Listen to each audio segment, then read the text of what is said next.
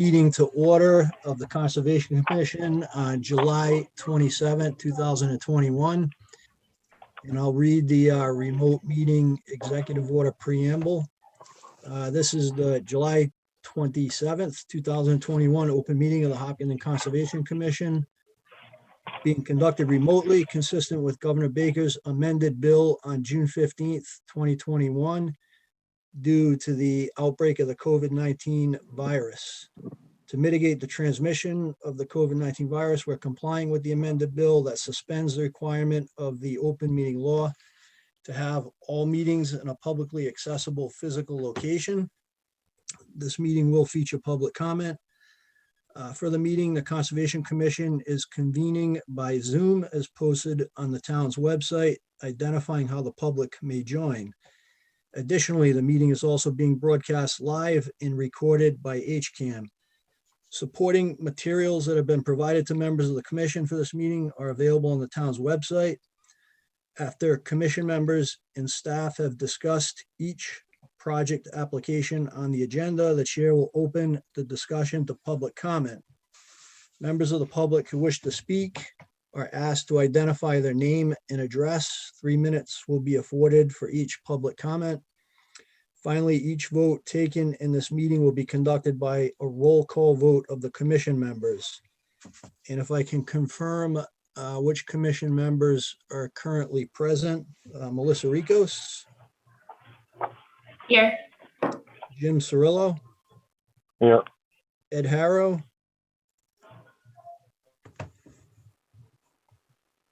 Ed, you gotta hit the mute button, buddy. Ed may have left because of the storm. I don't see him. Oh, he's not with us anymore. Okay. Janine LeBlanc. Here. Ted Barker Hook. Here. And this is Jeff Barnes. And I don't believe Kerry has joined us yet. All right, I'm just submitting some folks in the waiting room. What storm? Okay, and if I can confirm staff that are present, Kim Sierra McCauley, Present. Anna Rogers, Present. and Matt Verrill. Present. Okay, very good. Just bear with me, I have a few other folks in the waiting room. Okay. All right, let's jump into the work session items. Kim, we have a few documents for review. The Toll Brothers Lot 1, 2, and Lot 12 order of conditions. Lot 12 is under the Act. We have the Lot 12 Toll Brothers denial under the bylaw, the Mass Laborers Training order of conditions, and the Global Montello Group 3-year extension permit. So did anyone have any questions or comments on those documents that have been issued? Through the chair. Yes, Kim, go ahead. Jeff, could you allow me to share my screen and I can facilitate some visuals? Yes, I'm sorry. I neglected to do that.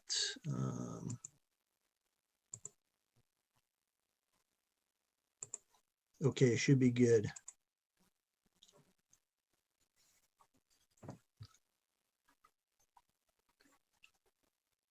Okay, so we have, Perfect.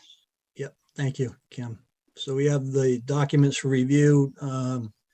Were there any questions or comments from commission members? Okay, if I can get a motion, that the documents for review be issued in the form currently before the commission, and that Kim Sierra McCauley be authorized to sign the documents on behalf of the commission members present. So moved. And a second, please. Second. And all in favor, we'll do the roll call vote. Melissa, Aye. Jim, Oh, aye. Ed, Ted is an aye. Janine, Aye. and Jeff is an aye. Okay. Okay.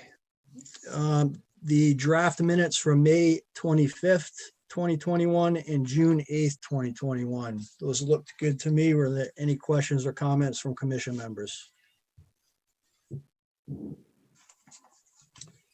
Okay, if I can get a motion to approve the minutes of May 25th and June 8th, 2021, please. I'll make that motion. All right, Ted, in a second. Second, Janine. Janine, and we'll do the roll call vote. Melissa, Aye. Janine, Aye. Ted, Aye. Jim,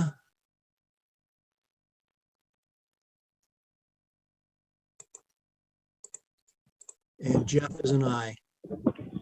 Jim, are you still with us?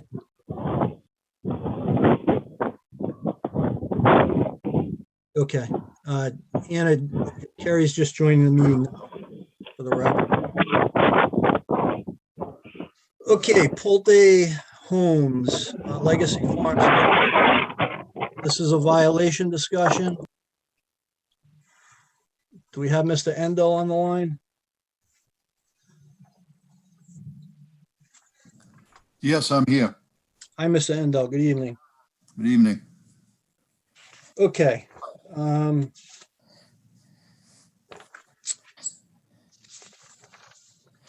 So just first off, Kim, if we can bring up some of the photos of the mitigation efforts that have been conducted over the past week or two, that would be helpful. And some of the these are the violation photos here that Kim is kind of going through. So first off, I just want to thank you for your cooperation and getting the mitigation efforts in place at the site. It looks a heck of a lot better than it did, a couple weeks ago. So we appreciate that. Thank you very much. Secondly, in terms of the violation, there's a couple things we wanted to address tonight. First off is, we issued the cease and desist. I think the commission is prepared to lift the cease and desist at this point in time. I think the mitigation efforts have been put in place. Both Kim and Matt have been out to inspect the measures, and they're satisfied with the efforts that have been conducted. And I'll just verify that with Kim and Matt and want to ask if they have any comments. Yeah, I would agree with that, Jeff. I believe that the applicant has made some substantial efforts towards compliance at this point. Okay, great. Thank you, Kim.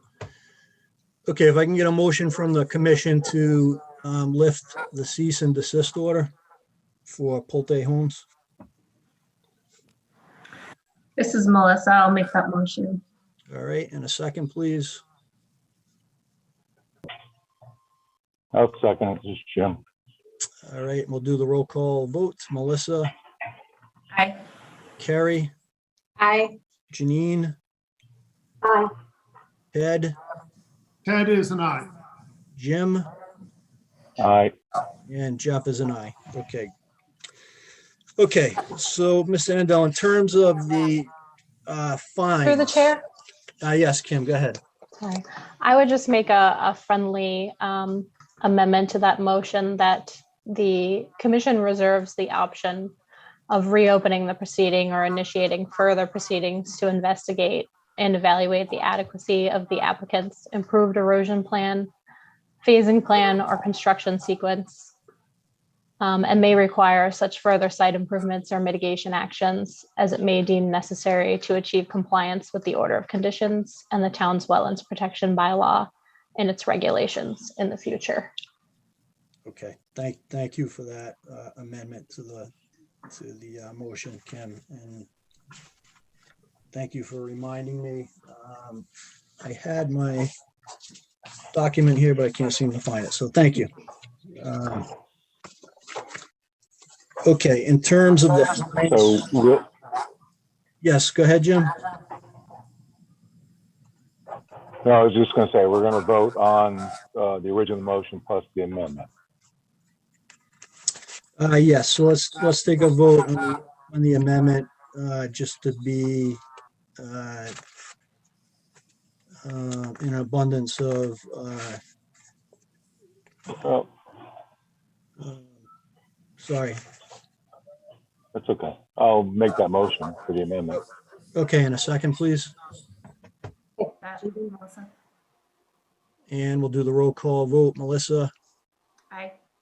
Carrie, Aye. Janine, Aye. Ted, Aye. Jim, Aye. and Jeff is an aye. Thank you, Kim. Okay, in terms of the fines, Mr. Endel, if you remember, back in March,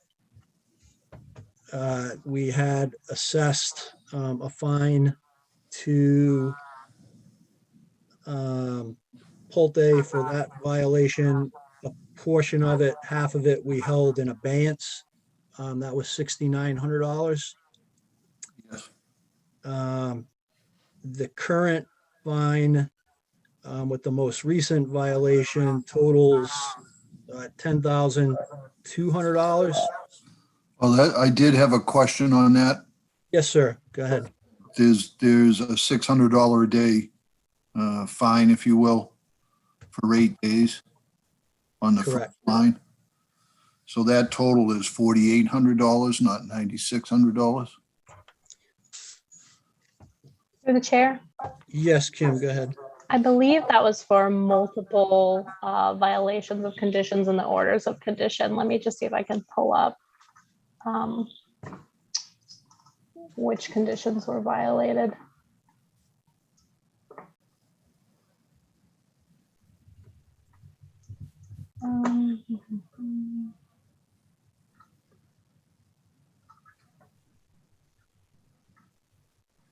Yeah, I believe that that's where that originated from, that it wasn't the 600 per day, per 8 days is three orders of the three special conditions of the order that were violated. Okay. So if Mr. Endel, if you want, we can table this to our next meeting. To Just so that I understand. yes. Yeah, Sure. that would be great. Okay. Jeff, can I, just in reading the potential fine write-up, it looks like it's calling out condition 21, 46, and 29. Mm-hmm. Just like in that second paragraph from the top of the page, Yeah. under potential. Yeah. Yeah, right Condition there. 21 and number 46 of the order of conditions, site to not conform to the general. Thank you, Melissa. Yeah.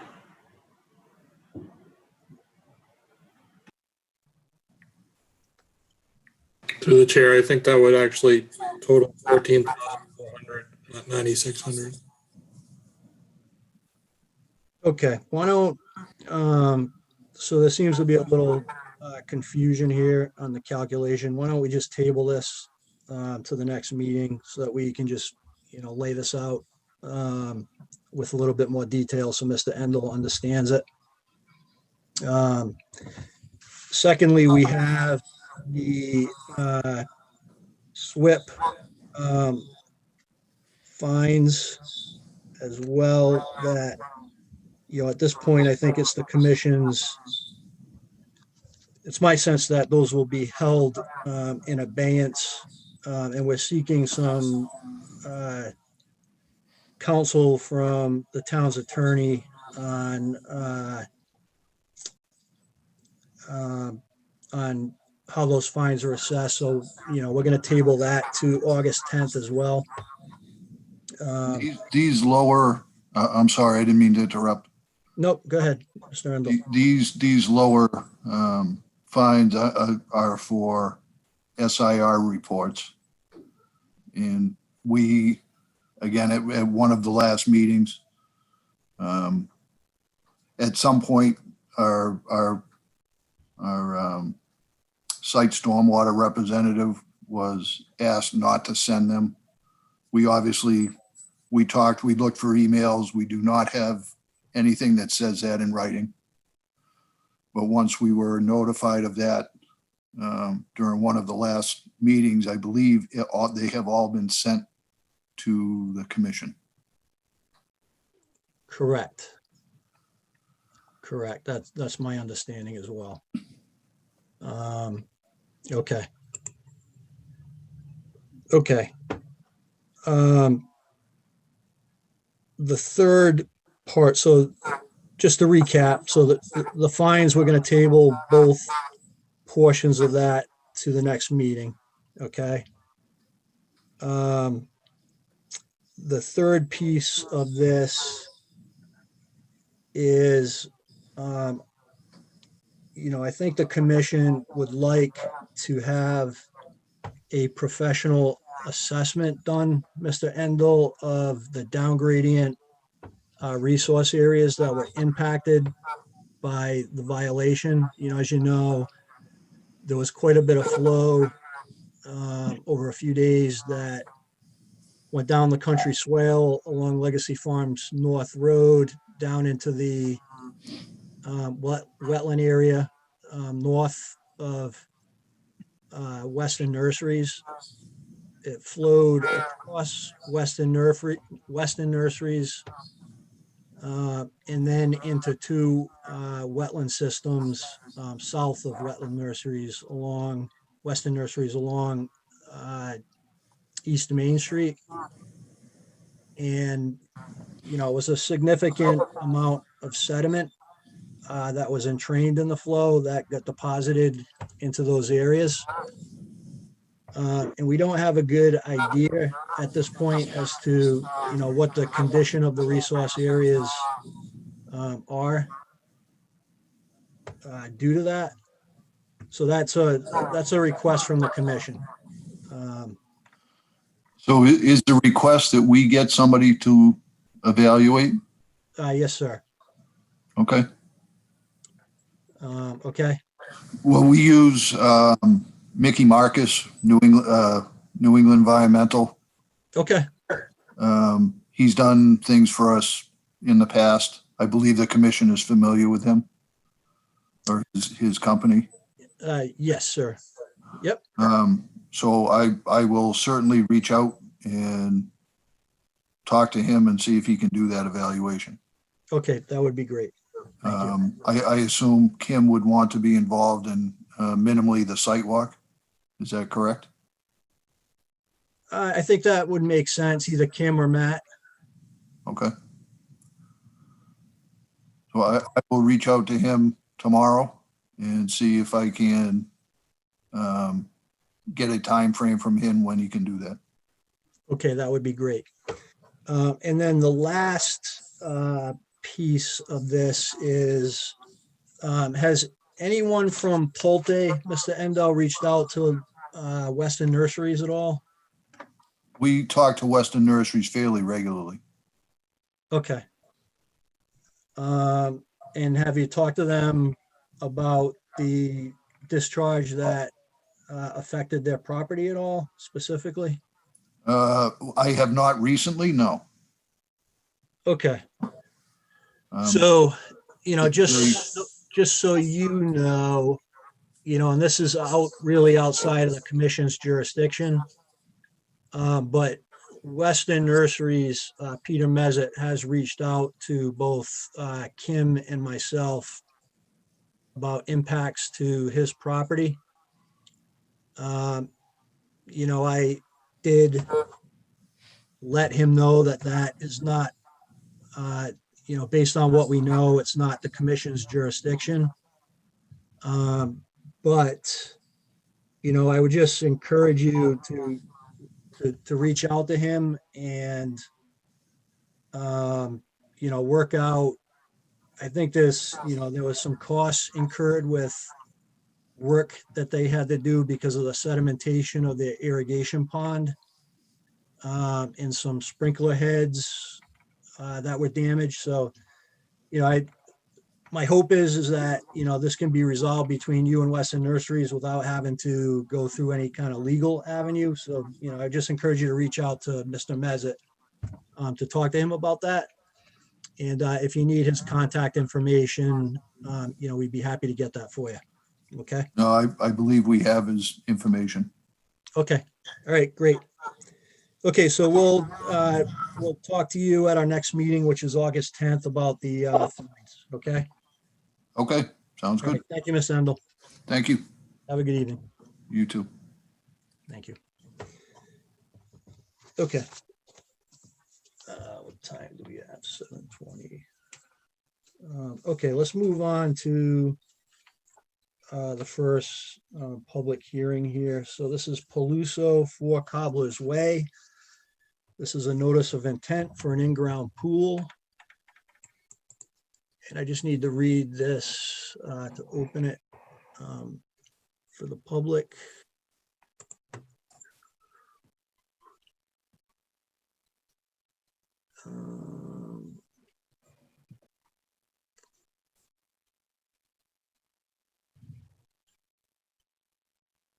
Actually, I'm not seeing the notice here. Kim, do you have the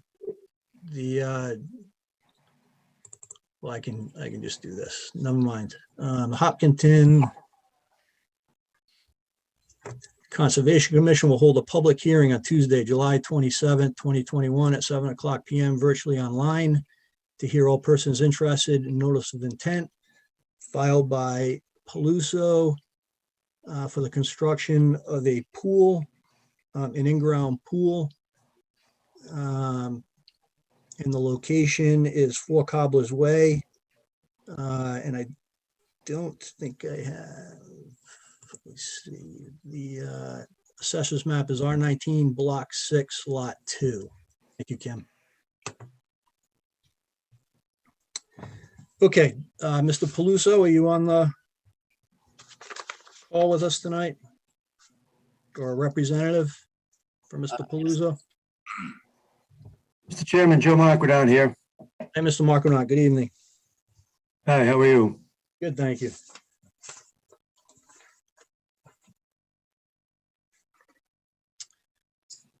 Okay, do you want to give us a quick overview of Sure, the project, please? sure. This lot is in the Pelican Estates residential subdivision, lot 2A, number 4. You may recall this was a subject of review by the commission a couple of years ago. I believe a COP was issued 2019 for all that work. This is separate from all that work. What is being proposed by the Paluso is work in the rear of their home. In anticipation of this filing, we had Scott Goddard Consulting delineate the BVW edges that you see here on the highlighted in the blue lines, the east and westerly of the rear yard. The existing home is there, cross-hatched in the center. There are some stone masonry retaining walls, a deck in the rear, some crushed stone, and the rest is lawn. The drinking water well is out back. What they're proposing is to add the in-ground pool at the rear and the center of the home. That's kind of the focal point of all the work that's going to take place here. They have cross-hatched in the honeycombs are hardscapes, some entertaining areas, one there where the cursor is, and then up northwesterly of that. And to that, to reach those, there are a couple of walkways with pervious pavers. The pool is in the center. What we're proposing is to move the pool equipment off to the corner of the house, but we will make a connection with the underground utilities from that pool equipment to the pool for lighting, for power, those sorts of things. And we will add a safety fencing at the rear, chain link fencing at the rear, which pushes beyond the existing PIB. We have also incorporated, based on discussions from the Braunstein site, which is a couple doors down on the same side of the roadway, a dry well. That dry well is 1,000-gallon capacity. What we're proposing is emergency repairs that have to take place. There can be a drawdown of 1,000 gallons so that there's working room inside the pool to perform what they need to do. Anything more than that, or end of the season drawdown, they're going to have a pump truck come in, vacuum out, suck out the pool water and take that off-site. But Okay. that's the only thing ordinary beyond the pool is the dry well for maintenance activities. Okay. Okay, and all the work is within existing lawn area, correct? Right. There is some work to the north that is outside the PIB. One tree may be impacted, 2 trees may be impacted, but generally we're in the lawn area.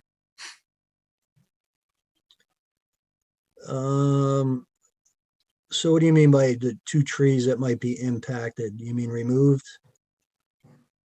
Correct. Matt did a site review and put words in his mouth, but I think he felt that 2 trees may be impacted by the site work. Okay. Through the chair? Yes, go ahead, Matt. Yeah, there were 2 trees that were sort of within the lawn area that were flagged that definitely looked as though they would come down as part of, but I think those were well within the PIB area. I didn't assess what additional trees, just because there are quite a few trees along the edge of the PIB. I didn't do any assessment if there are additional trees.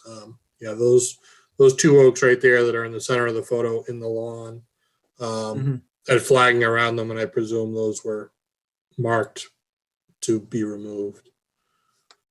Okay, so those are the 2 that are going to be removed, Mr. Markonot? Correct. Okay. Okay. All right. So Matt, I think there was a discrepancy in the notice of intent narrative on the amount of buffer zone that would be disturbed. Was that resolved? Yeah, it was just a couple of numbers didn't match up. I don't know if Mr. Marquardt can clarify that. Yeah, I apologize for the confusion. That narrative must have been a template I had used in another site. The 6785 is the appropriate number. Okay. Okay.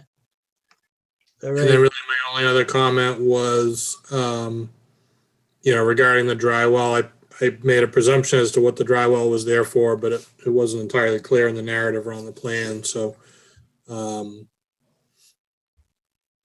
think, and I also referenced a special condition that was on another recent project that might help clarify that. Yep. Yep. So I think the special condition that we would request, Mr. Markonot, is that, pool water is only discharged to the dry well. And it's not discharged overland to any receiving wetlands. That's acceptable? No issues with that. Okay. All right, very good. Any questions or comments from commission members? Through the chair, Yes, Ted. how far beyond the existing PIB are we moving to get that fence in and work done? They're not moving the PIB, I correct? believe that Mr. Marquardt said the fence was going to be beyond the current PIB. And it looks that way on the chart where I see the erosion control barriers on the other side of the PIB. Correct. So we'll be inside the PIB out by the well location, the W within the 2 circles. We'll be inside the PIB there. Scroll down to the bottom right where it takes a 45-degree change. That is 7 feet. Right by the existing PIB. So Yep, go ahead, Ted. I guess my general comment is if I understand what I heard earlier, we issued a certificate of compliance just 2 years ago. So I would think that we thought about those PIBs quite a bit 2 years ago. And I don't like the idea that just 2 years later, we're going to say, now we're going to allow more work within the region that we are charged to protect. I feel like this is rewriting an agreement that is only 2 years old. And that doesn't sit terribly well with me. To have 6,700 or square feet of work, 6,700 square feet of work in a recently agreed, this plan looks good. I like the plan. I see the pool can be moved so that it doesn't go outside the 100 at all if it just swings sideways. I feel like this can be adjusted so that there's less incursion into something we agreed just 2 years ago for what this yard ought to look like and protect the resource areas. Well, yeah, through the chair, it looks like where it says 295, sort of in the middle, that looks like that proposed fence is outside the existing PIB as well. So is there any reason, Mr. Markinoff, the fence can't be inside the PIB? Why is it outside?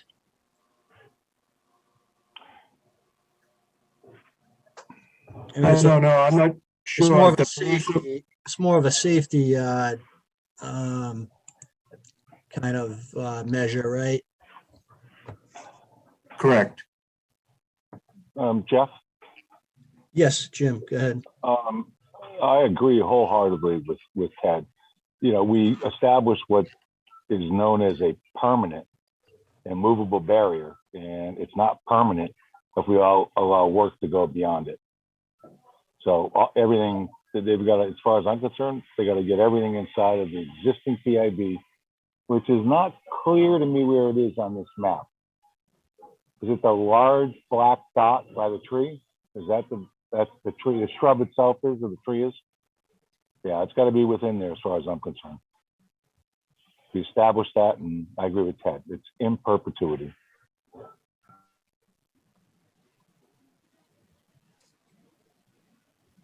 Out of curiosity, is one of those trees slated to be chopped down? Are we not only moving the PIB, but we're actually eliminating one of the markers? Is that the proposal? It was my expectation that the fence would be placed behind that tree. Can you, Those two trees tagged are not the PIB. no, right. Can you show photos of what the existing PIB is? Tim, do we have those? I mean, you know, I guess the question is, Mr. Markinoff, can we move the fence inside the PIB, not outside of it? I mean, it's a pretty simple request. I don't see why that can't be done. It's a fence, right? I mean, Jeff, can I ask another question? yep. Oh, going back to that photo, Kim, you had there, the tree, that's an open space marker, right? That indicates that land abuts open space land. That's not a PIB though. Jim, that is the medallion sign that we were using as the demarcation of the PIB attached to the tree. So that is that five-sided symbol that is solid that was on the screen a moment ago. Through the chair. Those are the medallion signs. Yes, Matt, go ahead. Yeah, Jim, there are markers for the open space that are a little bit inside of the PIB markers. I saw both out there. I didn't take any pictures of the open space ones. The pictures that Kim are showing are just of the PIB markers that I saw. So I would agree that that tree is immovable. However, it's not permanent because that tree can fall, can get taken down by somebody. It doesn't seem to me to be an adequate PIB. But that may be old news. Yeah, we do allow it to be attached to the trees, Jim. That's that's been a past practice. But just going back, Mr. Markinoff, to my question, can we move the fence inside the PIB?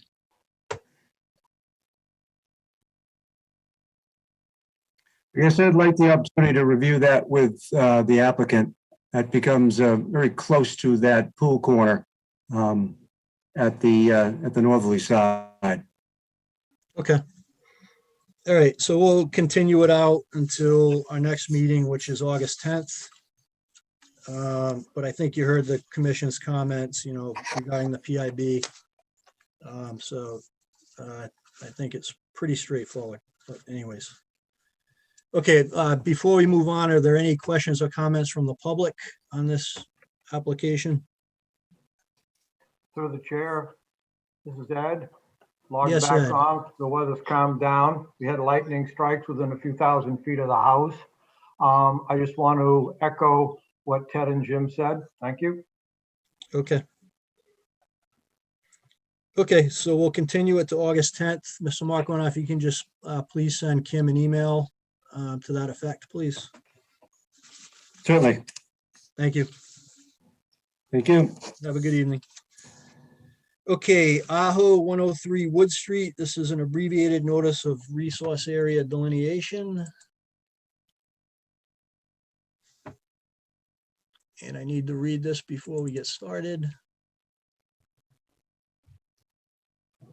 Hopkins Conservation Commission will hold a public hearing on Tuesday, July 27, 2021 at 7:00 p.m. virtually online to hear all persons interested in a notice of intent filed by Ravenwood. Oh, wrong one, sorry.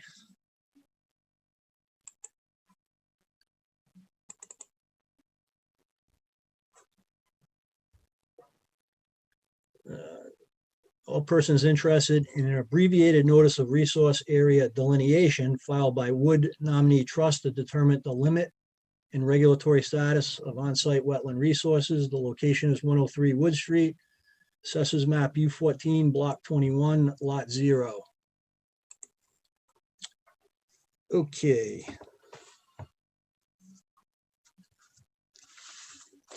Do we have a consultant or the applicant on the call? Representing Mr. Aho.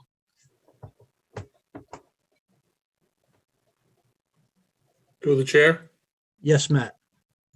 So I don't know if anybody's representing them or not, but on this one, Kim and I realized that this delineation was done about 2 years ago. Hey, Scott here. Okay, Scott, do you want to pick it up? Yeah, no, that's fine. My power just went out at my house with the thunderstorm, so I had to reboot. Yeah, so Matt, you're right. This delineation was done about 2 years ago. We started going back onto the ground this season and to do reconnaissance this past week to start checking and making sure the flags are present. Most of them seem to be present with stubs. There's a few missing ones we'll have to fill in the gaps on. So yeah, that all needs to happen before you can conduct your peer review for sure. This graphic is something I put together today for the purposes of this presentation. So thanks, Kim, for posting it up. This wasn't a part of the notice of intent. It was more like compilation of the site plans that were put into 3 pieces and then just with the aerial overlay so you can see where this is. So for orientation purposes, the site up in the red on the aerial is just on the other side of 495 from the Whisper Way kind of project that has been before the commission, and it's some backland behind a number of single family houses that were previously developed along the frontage of the property.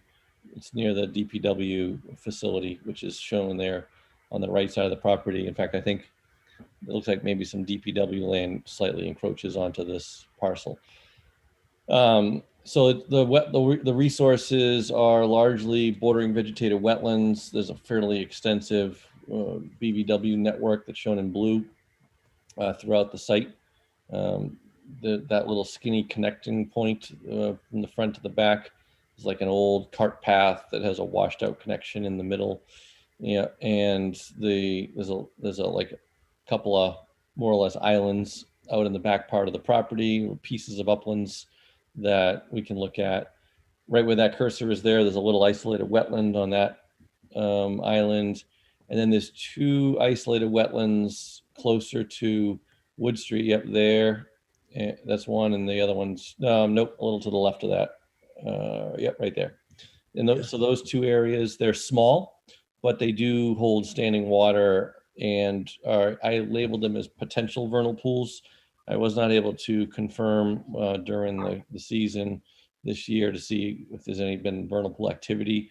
But they have characteristics that indicate that that is a possibility in both of them, and based on the depressional topography.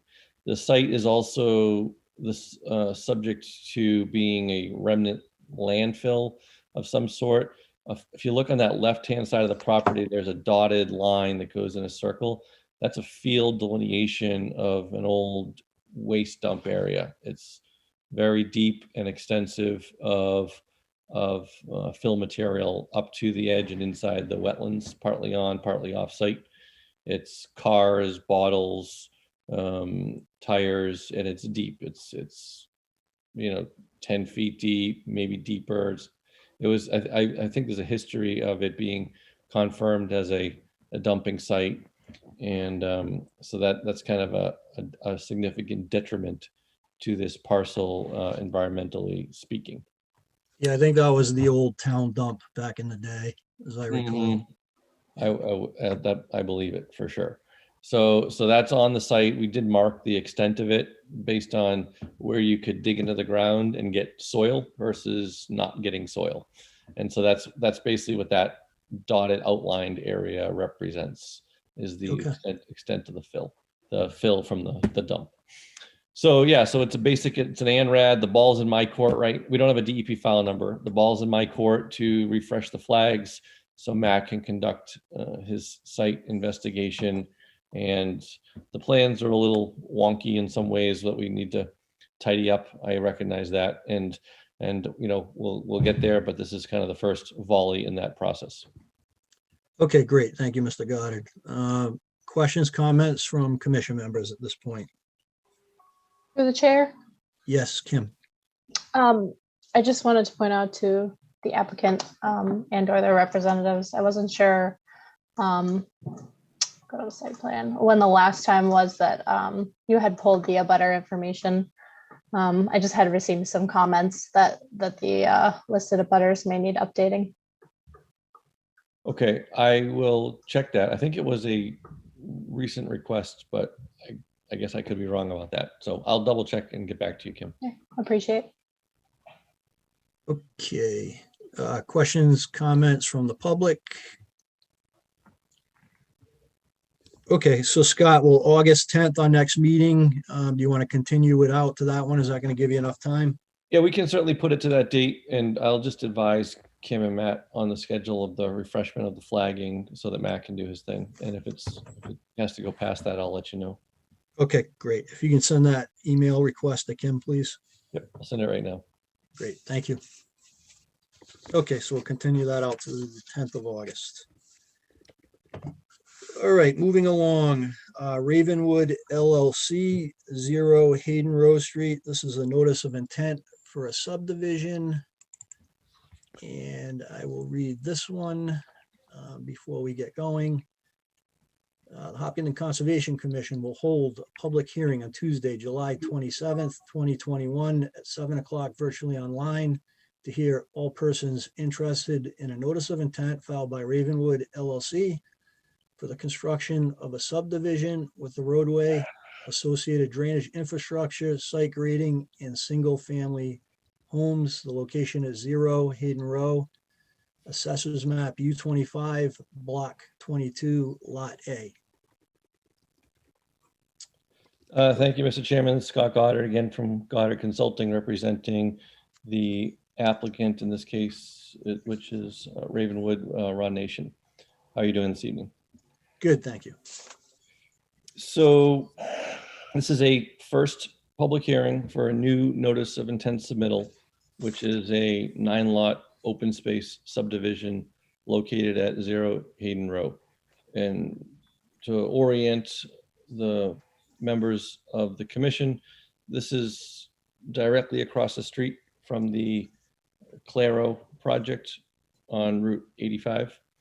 Where the pump station is, directly across from that is right at this property. So that's probably your best orientation. Where the two billboards are, that's a good landmark as well. Yeah, exactly, right.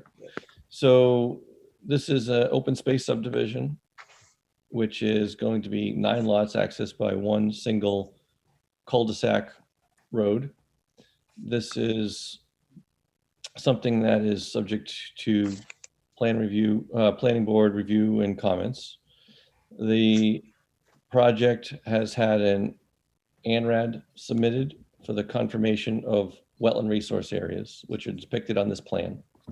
This plan is again a graphical representation that I created at my office today, which is simply just colors up on one sheet the entire project to make presentation simpler. We can zoom in or pull in detail sheets on individual lots and such as the project advances. This is clearly going to be a multiple hearing kind of a project, and this is the opening discussion.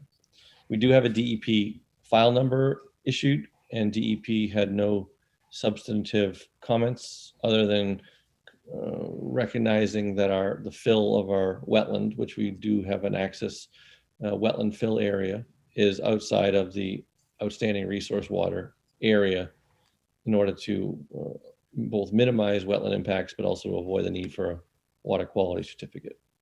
So back looking at the wetland resource areas, the green on the site plan is bordering vegetated wetlands, and that is confirmed with the ANRAD. I did not do the delineation on this. It was done by Waterman Design Associates and peer reviewed by Matt on your staff, on your peer review team. There's also a perennial stream located, which is Beaver Brook on the right-hand side of the screen. There is a 100 and 200 foot riverfront area associated with the brook. And that's shown with the outer 200 foot line is that red line going top to bottom on your screen. That represents the riverfront area zone. The buffer zones are also emphasized on this plan with the two series of darker and lighter purple lines. The outer one, that's the lighter outer one, which is the 100 foot buffer zone and the extent of the commission's jurisdictional review. And the inner line, that one there, the purple line, the darker one, that's the 50 foot buffer zone, which is relevant per your bylaw. Those are the critical lines as depicted on the site plan.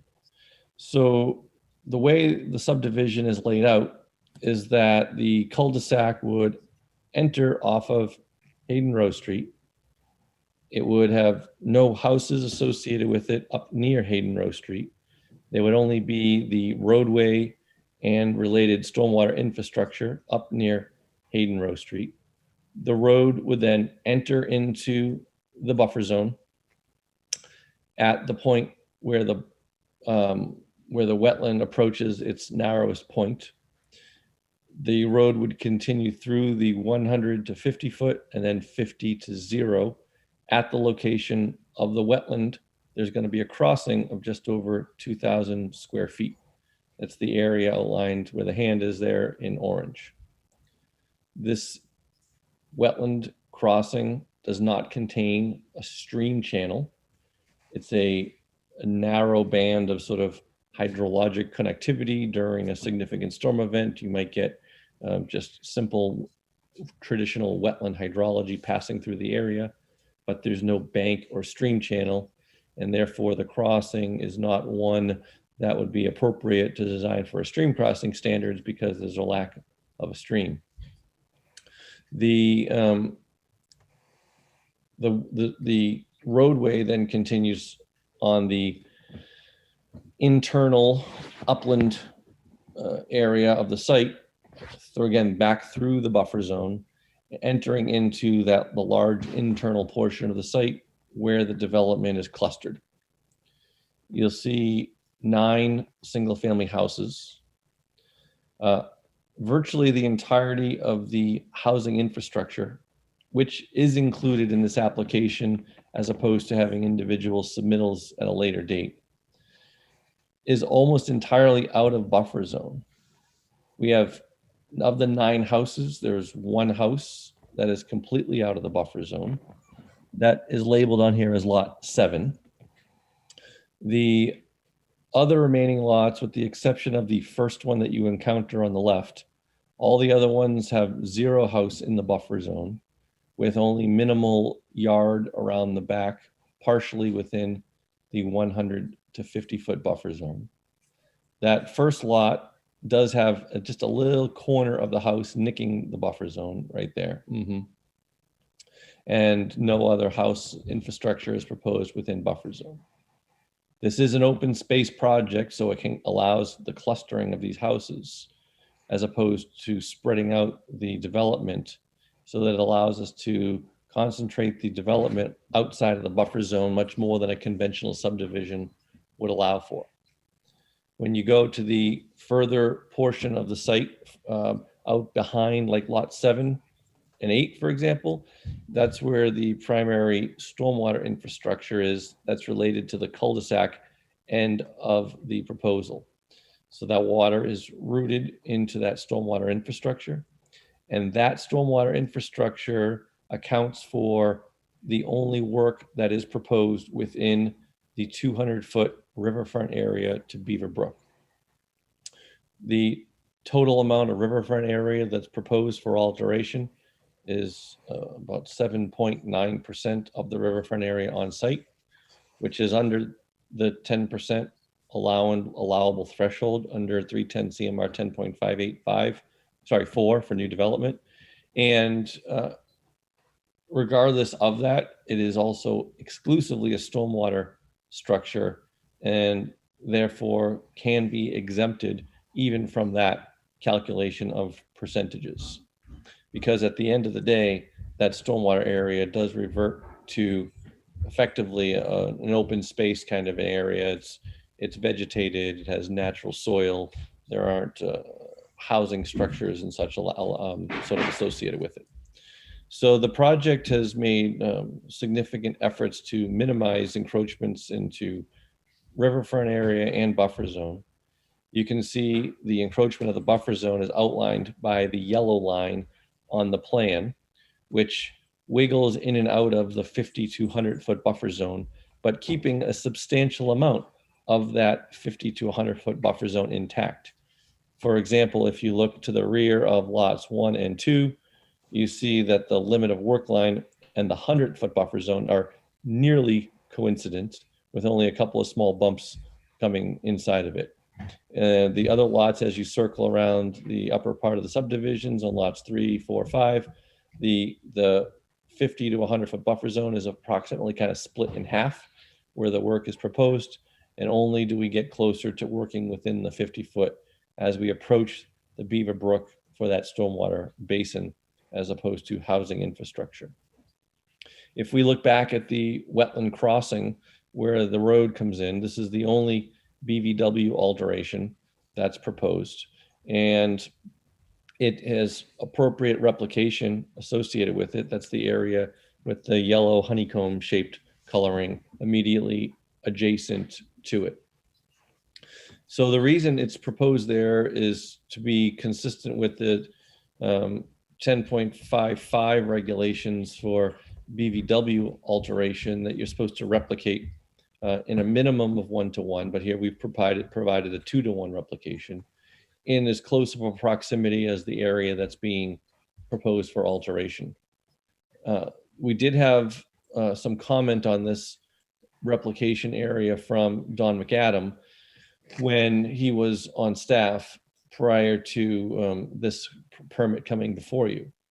There was a joint, I'll call it a staff meeting with the members of Town Hall to discuss this project even before a planning board submittal. The one comment that Don offered at that time was to give some consideration to relocating that wetland replication area to the front field area up near Hayden Row Street, adjacent to the wetland. If you look at, right in that area. So there's a sizable upland area up near Hayden Row Street that's currently field kind of meadow area. And that is an active field / meadow up pretty close to the wetland edge. So Don's suggestion was, should we give some consideration to putting the replication area somewheres in that area? And it is certainly possible to explore that or even to do that. The one reason why we, at least initially, have proposed it where we have is because within the wetland regs, it does want you to prefer areas in the immediate proximity of the fill, which is what we've done here. If upon further explanation with your team and Kim and Matt and the commission, you would want us to further explore the field option, then we certainly can have that discussion. But so that's the project kind of in a nutshell.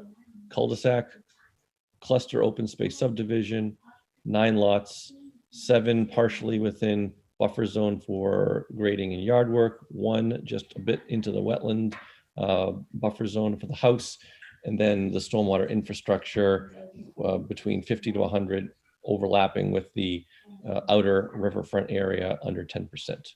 So there you go. Okay, thank you. That was a great overview of the project. We appreciate it. So I guess the first question I have, Mr. Goddard, is a process question. Sure. Typically we don't see, the subdivision with the single family home lots submitted as one application, Yep. and in fact, in our regs, it requires that each lot is, a separate NOI in a subdivision proposal. Yep. I'm So, familiar with that yeah, section of your regs. Yep. section 9.4 of the regs. Each lot within a resource area in its buffer zone, as defined under the bylaw, shall file, or shall be required to file a separate notice of intent and obtaining a separate order of conditions. So that's the first question. So again, if the commission strongly desires that, it's certainly something that we can discuss and discuss doing. But the section on page 44 there says, unless otherwise specifically identified. And the way I would interpret that is that an applicant has the ability and option to identify that as the intent of the notice. Certainly DEP on a routine basis sees applications come in this way. If you look at the example fee calculations that DEP has on their notice of intent example sheet, they show how to calculate a project with multiple lots, some in riverfront, some partially within, without, et cetera, et cetera. So these type of projects are exactly what are expected by DEP, and I routinely submit these types of applications to the department. So from a Wetland Wetland Protection Act perspective, I don't see it as a problem at all. Under your bylaw, there is this provision under 9.4. It does seem to give, I think, the way, unless otherwise specifically identified, that seems to defer to an applicant's preference if it's called out specifically for that, but maybe indicating that there's a preference for individual lotting. Certainly it's possible to do on this, what we just went through on Chamberlain Road with Toll Brothers, and come in with a network of applications. Sometimes it seems to me that it creates unnecessary levels of paperwork for what might be a fairly streamlined review process. So I'd like the commission to at least contemplate whether that in this particular case, as specifically identified by myself and the applicant, if doing it this way is appropriate. Okay, thank you for the explanation. I personally prefer consistency in how we review projects in town. My preference is, and I understand what you're getting at with that first sentence there, but my preference is to be consistent with how we've reviewed these over the 20 years I've been on the commission, close to 20 years. My preference is to have separate NOIs for the individual single-family home lots, but I'm certainly willing to open up to other commission members for their opinion, and see what the other members have to say. Through the chair, Yes, Ted. briefly, I also prefer separate NOIs. Okay. I have a question on that. Is the intention for this road to be private or to eventually go in front of the town for consideration to become a public road? So Joe Marquardant is the engineer for this project. I believe he's on this call here as well, and he may have a better answer for that than I do. Joe, if you are listening on, could you chime in on that question? Sure, up till now, the talk has been a public roadway with the homeowners association maintaining elements of the infrastructure. I think in my opinion, if that's the case for it to become a public road, I would be in favor of keeping, like you said, Jeff, separate notice of intents.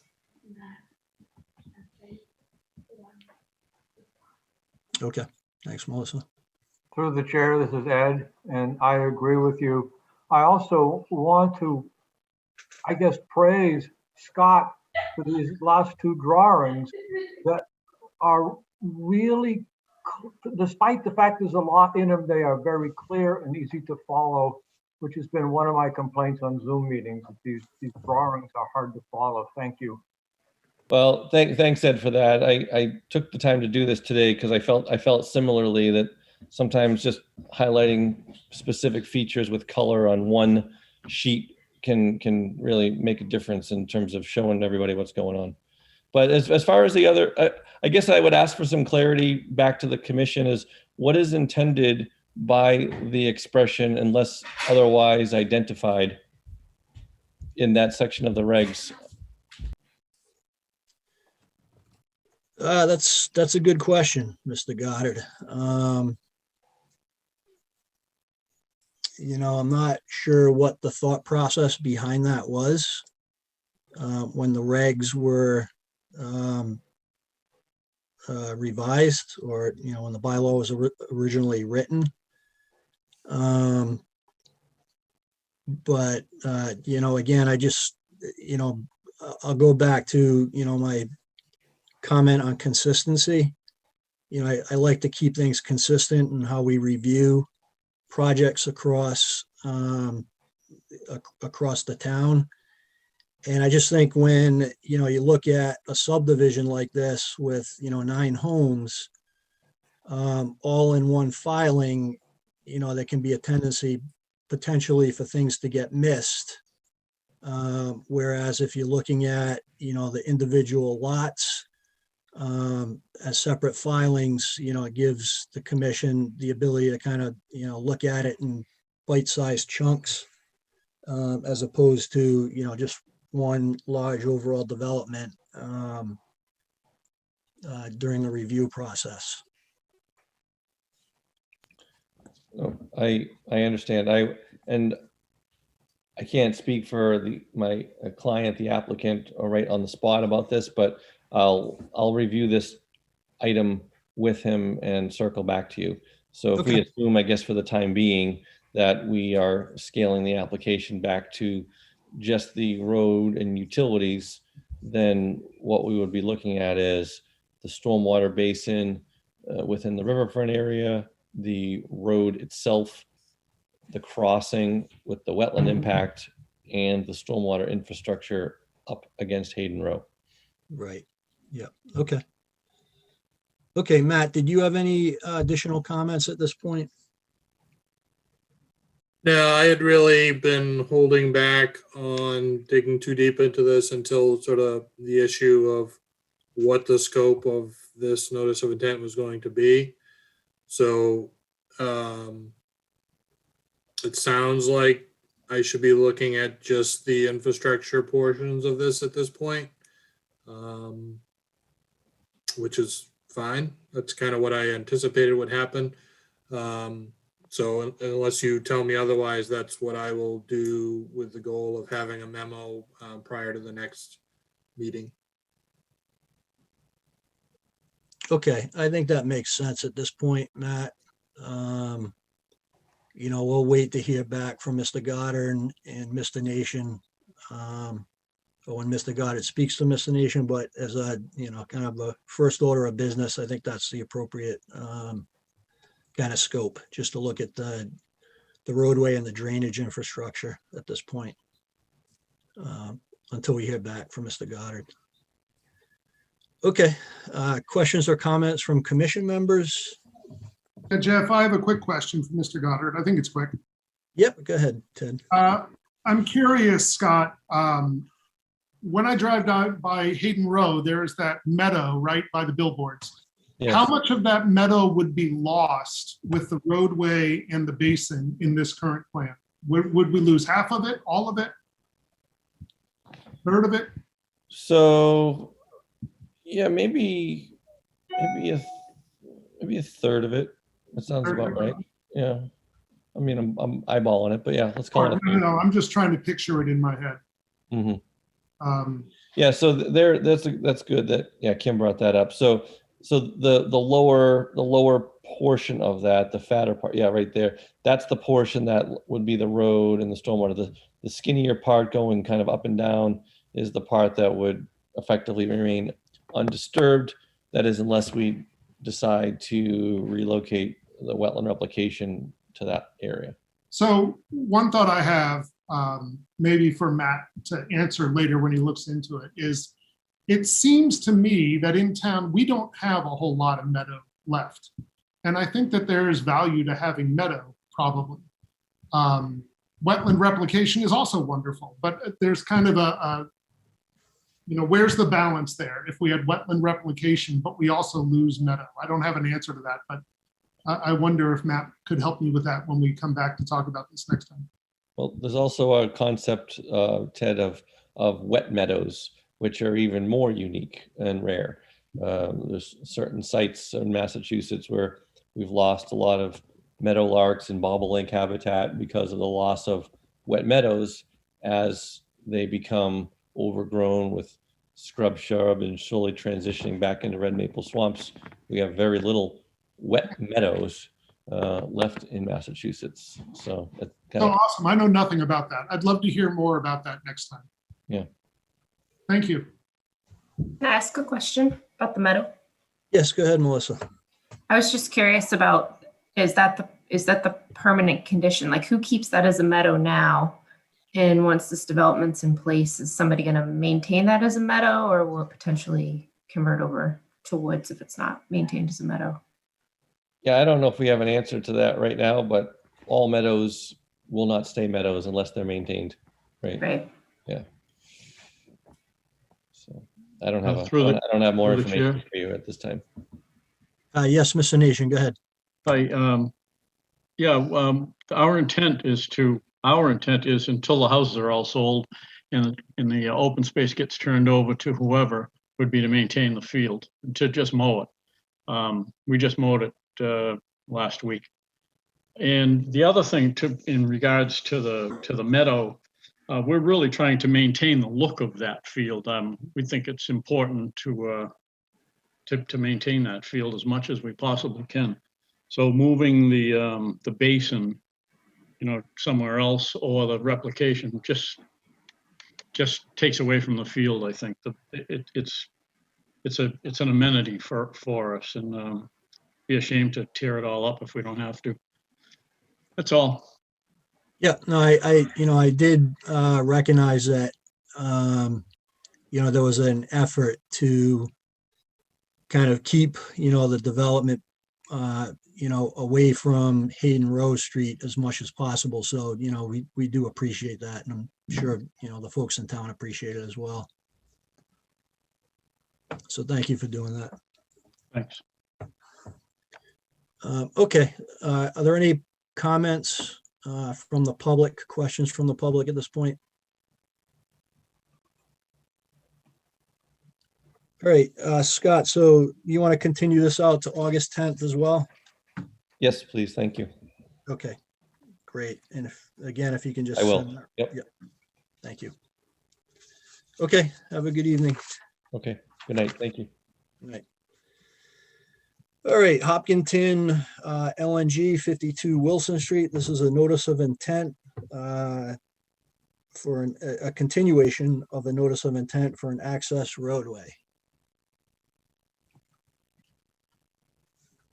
And do we have someone on the call from Eversource? Good evening. This is Amanda Hool with Ty and Bond here this evening representing Eversource. I'm also joined by a number of folks from Eversource. I know Jim Blackbird is on the call, Mike Theo, as well as Dave Halwell. And I'm also joined by a couple members of our Ty and Bond engineering team. Okay, good evening, Ms. Hool. Good evening. Through the chair. Yes, Kim. Yep, I just want to make a statement that for the record, I was previously employed before coming on board with the town of Hopkinton for a consultant that primarily provided environmental consulting services to public utility companies, and Eversource Energy was one of those companies. Okay, we appreciate that, Kim. Thank you. You're welcome. And if I may share my screen, I think that would be simplest if I'm allowed to take control here.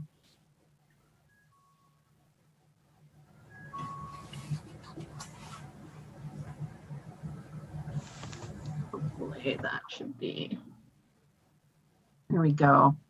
Excellent. And so everyone should be able to view a aerial image of the project area. So I know many of the commission members are familiar with this facility for previous projects that have come up before the commission, but we're looking at 52 and 55 Wilson Street. So we have the existing facility on both sides of the road here. And the subject of the proposed project is the installation of a access road here, which you can see outlined in red. This proposed access road will provide service to the existing facilities here to the north and then also to the south. And there's going to be a secondary access road. You can see this little offshoot right here that will provide a connection to this existing paved cul-de-sac. And I'm going to zoom in real quick. So this will provide emergency access between this area over to the new access road. So as you can tell by this ortho, the location of the proposed access road is currently a dirt and gravel access road. So it's currently being used and it's disturbed, degraded. So we're simply proposing to pave this. The total length is about 875 linear feet. If you follow along this circle here, and the road will be 25 or 24 feet wide, and it'll be just paved with bituminous concrete. And this little offshoot here for the emergency access has been proposed in direct response through a request by the Hopkinton Fire Department. They had wanted some secondary access to this area. So that is proposed here per their direction. And this will also be paved. This is going to be a shorter section of road. It'll be about 85 linear feet long. And this will be a slightly reduced width at only 15 feet compared to the 24-foot wide roadway here. And I'm going to switch over to the project plans in just a second. We have a locally regulated, isolated vegetated wetland at the site. You can see that here. We have done a couple site visits with Matt Morell, and there's a smaller wetland here, sort of off to the side, that has since been removed from the site plans. So the site plan can be updated to no longer depict this tiny wetland that you can see there. So really the only wetland of concern that we're looking at is this isolated vegetated wetland here. So this is a local filing only. We are not filing under the Wetlands Protection Act, as this isolated wetland does not meet the volumetric requirements in order to be considered ILSF. Mm-hmm. So I'm going to, if you bear with me here, swap over to project plans. So this is a little bit of a different view. If I zoom in, You can see here, this follows that same configuration of that red outline for that proposed access road. So this is the paving that we're proposing. And you can see the wetland boundary down here in the bottom of the screen. And we have our 25-foot, 50-foot, and 100-foot buffer zone. I understand that the commission also regulates the 30-foot buffer zone that's not currently depicted on these plans. But we have taken that into consideration in our buffer zone impact analysis. So in addition to the pavement of this access road, to accommodate the increase in impervious surface on site, we have completed a stormwater drainage report and analysis, and 3 stormwater basins are proposed. Basin number 1 is here. The second basin is here. And then there's a third basin down in this location. And this has all been designed to fully comply with the stormwater standards and also to accommodate the 100-year storm. Okay. So work associated with this is essentially limited to that outer 50-foot buffer zone. So between the 50-foot and the 100-foot buffer zone, there will be about 14,000 square feet of paving. There is no permanent disturbance inside of that. However, if we zoom in here, that lets me pan, you can see our erosion controls that are proposed here. Those do encroach upon the 25-foot and 30-foot buffer. So this dashed line you see right here is that 25-foot no disturb. So those wattles and silt fence do intrude there. It's about 60 linear feet of erosion controls. And that's just going to be temporary in nature, and it's following an existing fence line. So that's the only impact within that area. And then go over my notes here real quick. Mhm. It's fairly straightforward. I understand that our project team met with Matt Burrell today too, and he has some comments just about the project plans and the site. I guess with that, I'll just turn it over to the commission and their peer reviewer for questions. Okay, great. Thank you very much for the overview. Matt, did you want to jump in with your comments? Yeah. 1 second here. So as was mentioned, the originally there were 2 wetland areas shown on the plan, 2 isolated wetland areas, and when we looked at them today, they were originally delineated in the middle of winter, which can sometimes be a tough time to do it. And the smaller of the 2 was really just didn't have the vegetation to qualify as any kind of a wetland. So my recommendation was just to remove that off the plan, and I think that's their plan to do in the future. Okay. The bulk of the project is just within, existing highly disturbed gravel areas, and they're going to pave it. Certainly the review of the stormwater will be important related to that, to make sure that the runoff is properly accounted for, treated and detained as needed. So really the area, as far as sort of ecologically wetland considerations, is really the smaller access road that's for the emergency access requested by the fire department. In that area, the existing vegetation within the buffer zone is sort of all pioneer species such as black locust, gray birch, and some invasives like olive and multiflora rose, things like that. So not a super high value area, but vegetated nonetheless. The isolated wetland there does appear to hold maybe a foot of water. I did raise the question to the folks I was out there with today, as far as there been any sort of investigation for vernal pool species at all, use in that area. It seems like a fairly low likelihood, because likely doesn't hold water long enough, but they were going to check to see if they had done any kind of investigation with regard to that. So we can certainly wait to hear if that is any kind of consideration. Either way, I don't know if that would have a significant impact, because it's sort of seems to be a safety issue for this roadway. So I did recommend that maybe they consider some additional plantings, some high wildlife value plantings to replace the vegetation that's being lost in the buffer zone. That actually might be an improvement over some of the vegetation that's out there now.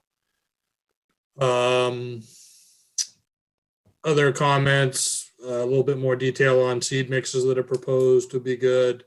And then whether the commission, I mean, the area is pretty well fenced out there. Wasn't sure if the commission would want any sort of PIBs around that area or not. And then just a really minor comment on their detail for the erosion controls, showing that the silt fence should be entrenched. Oh, and then one other thing was the way the topography is out there. This is another one of these similar to across the street where the wetland is actually a little bit higher than the work area. Mm-hmm. So you may look at the plan and say, oh, there should be much more erosion controls, but really unless the water is going to flow uphill, it's not necessary. However, I think having some sort of construction fencing to clearly define the limit of work to make sure that when the trees are cleared, just the minimum amount is cleared would be of value. That was pretty much it. Yeah, for that second access point there you're referring to? Yeah. Okay. Yeah, I think that makes sense as a condition. Okay. Okay. So Ms. Hool, is Beta reviewing this through the planning board? Is that correct? Yes, they are. We haven't received comments yet, but I understand those are forthcoming. Okay. All right.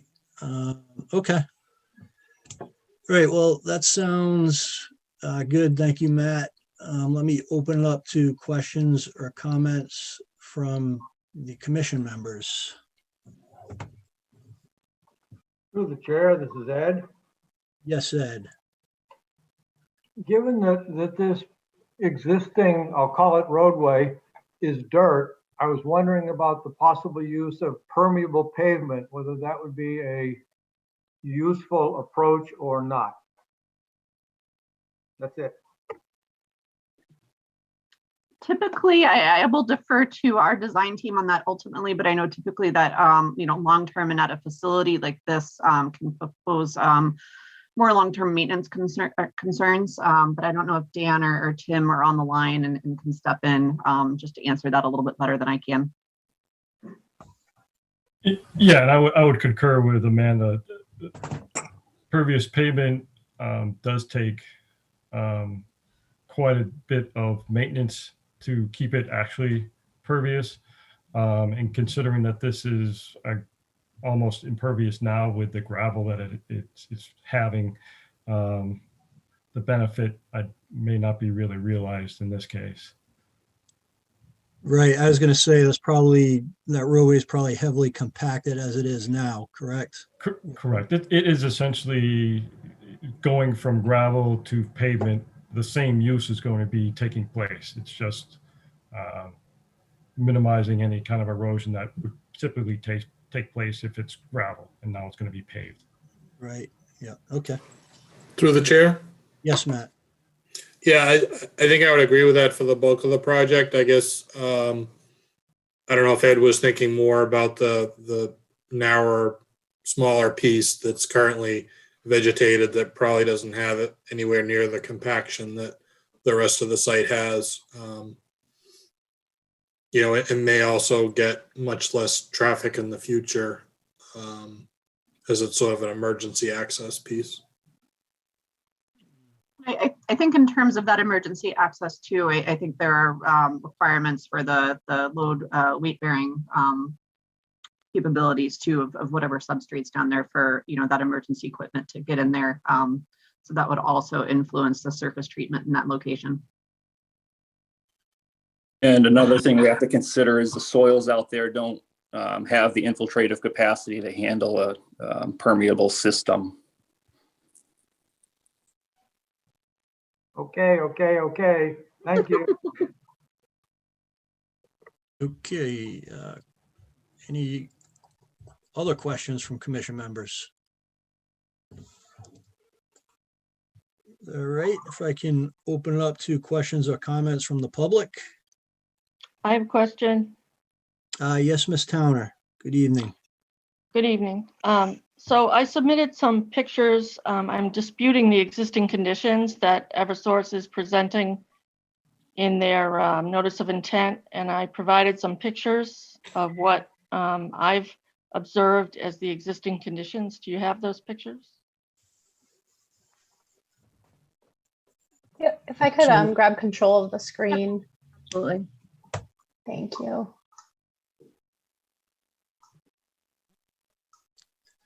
So these are existing conditions in the work area, Ms. Towner?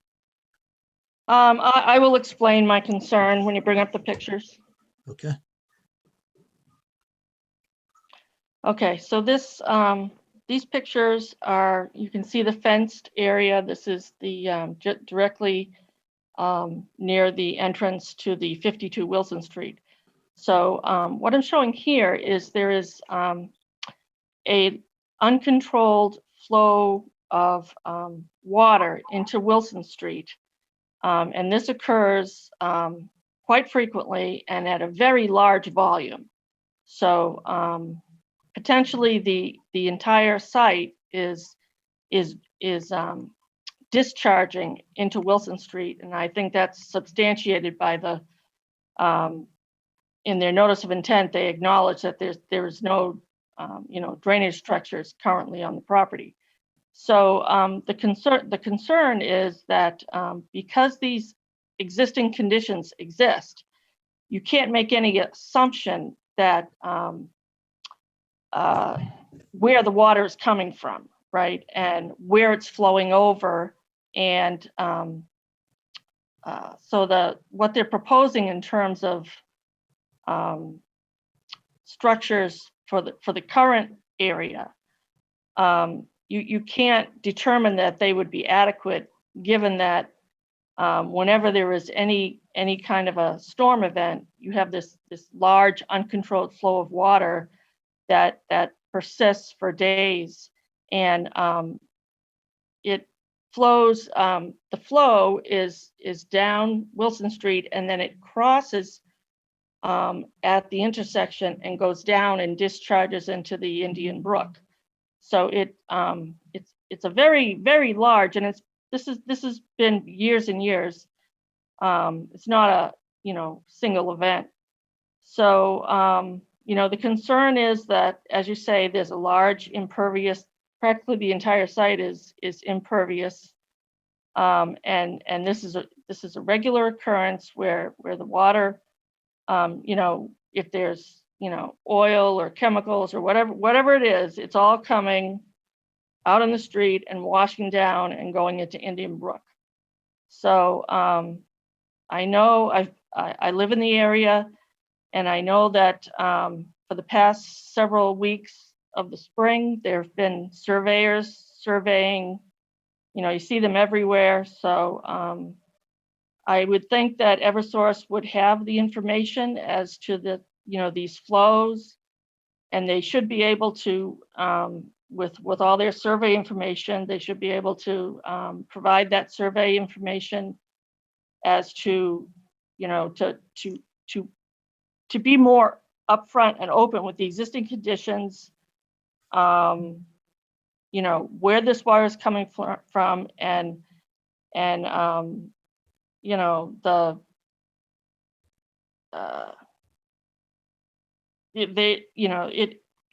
it does present an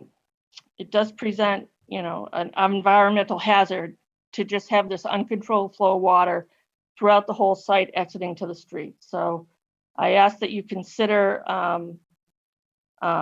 revising your existing conditions, and perhaps taking this opportunity to mitigate this, what's obviously a very long-term ongoing problem.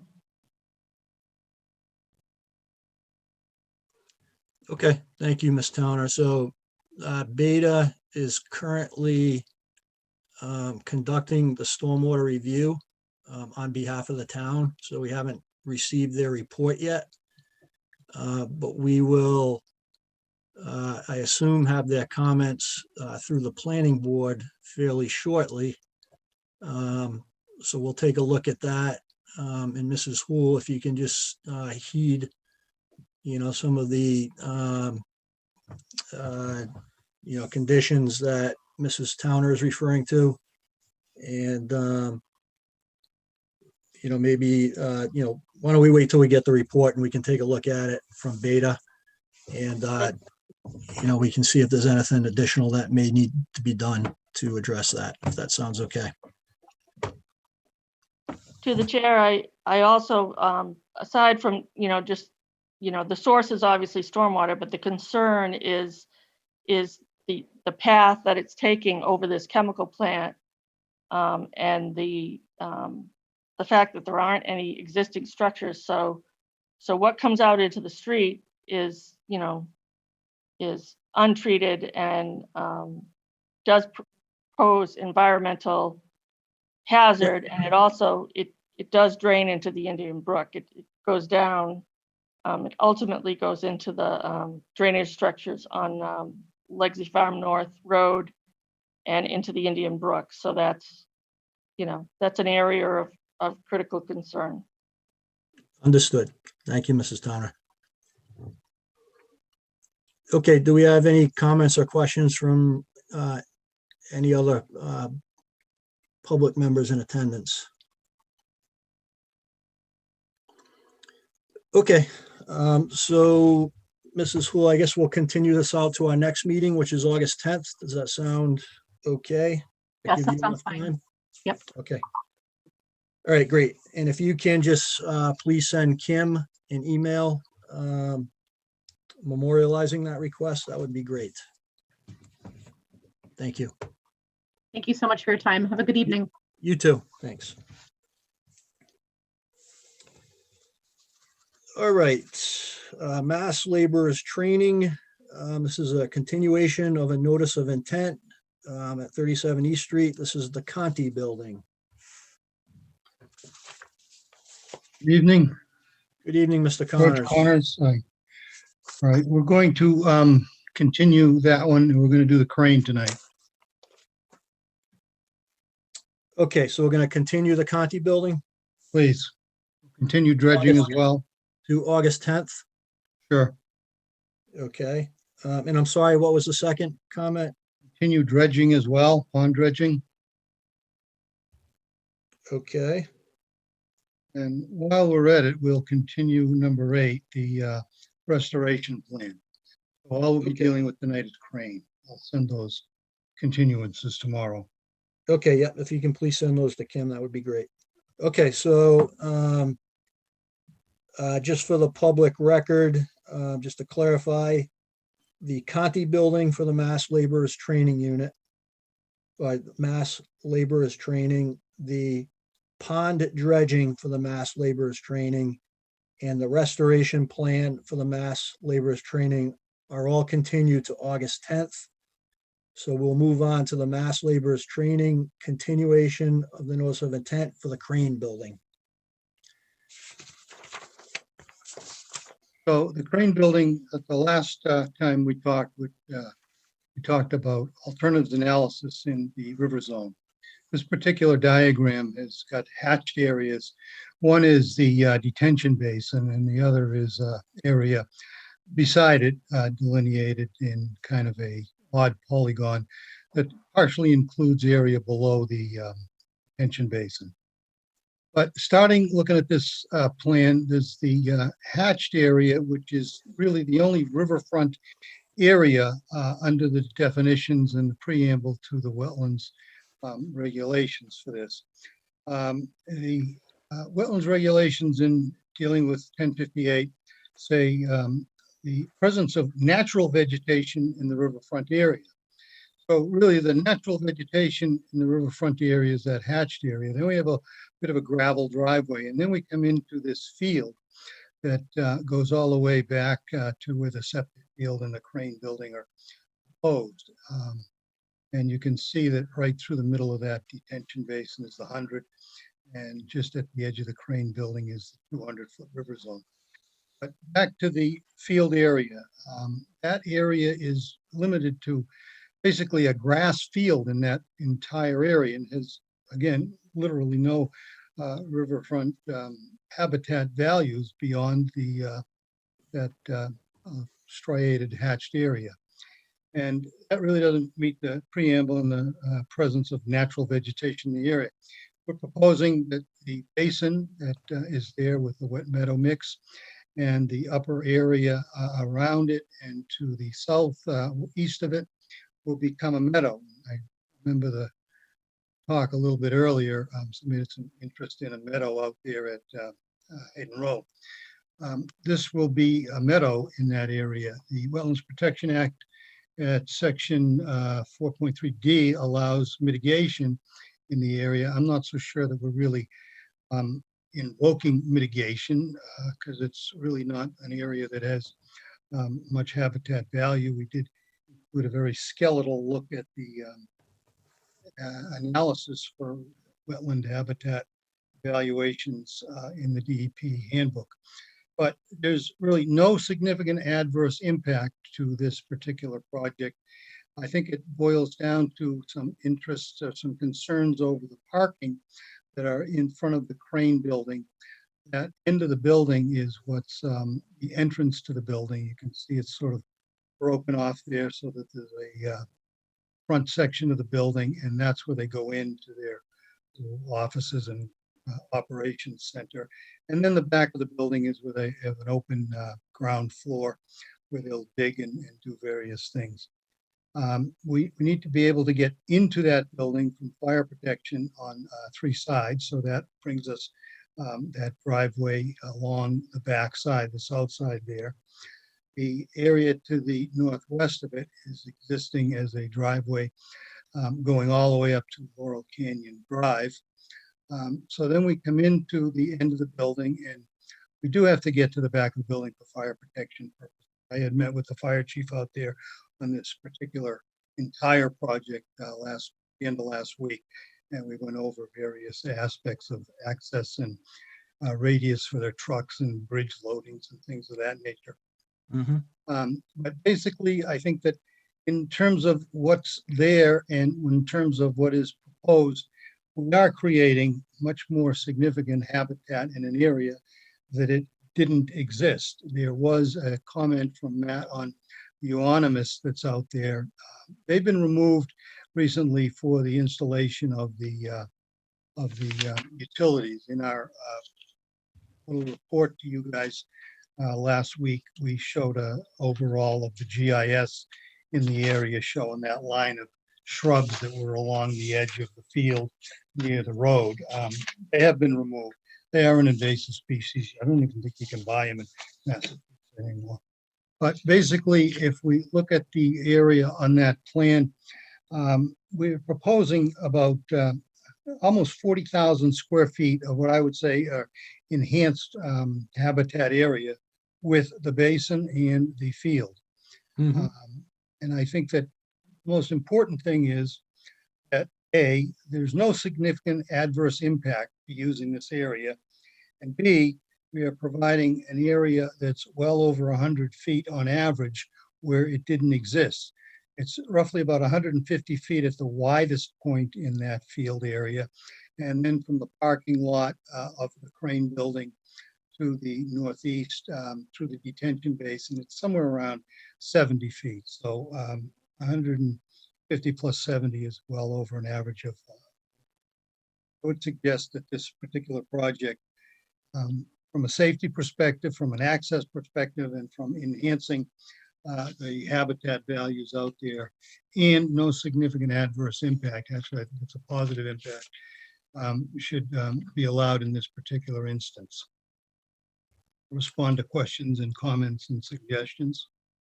Okay, all right, thank you, Mr. Connor. So, you know, we do, the commission, you know, Matt, Kim, do acknowledge that, you know, there is existing lawn and pavement out there that is being, you know, converted into a habitat area, you know, close to 40,000 square feet, as you had mentioned.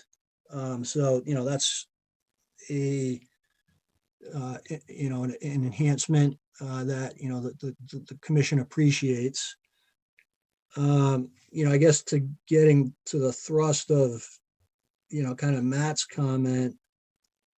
And,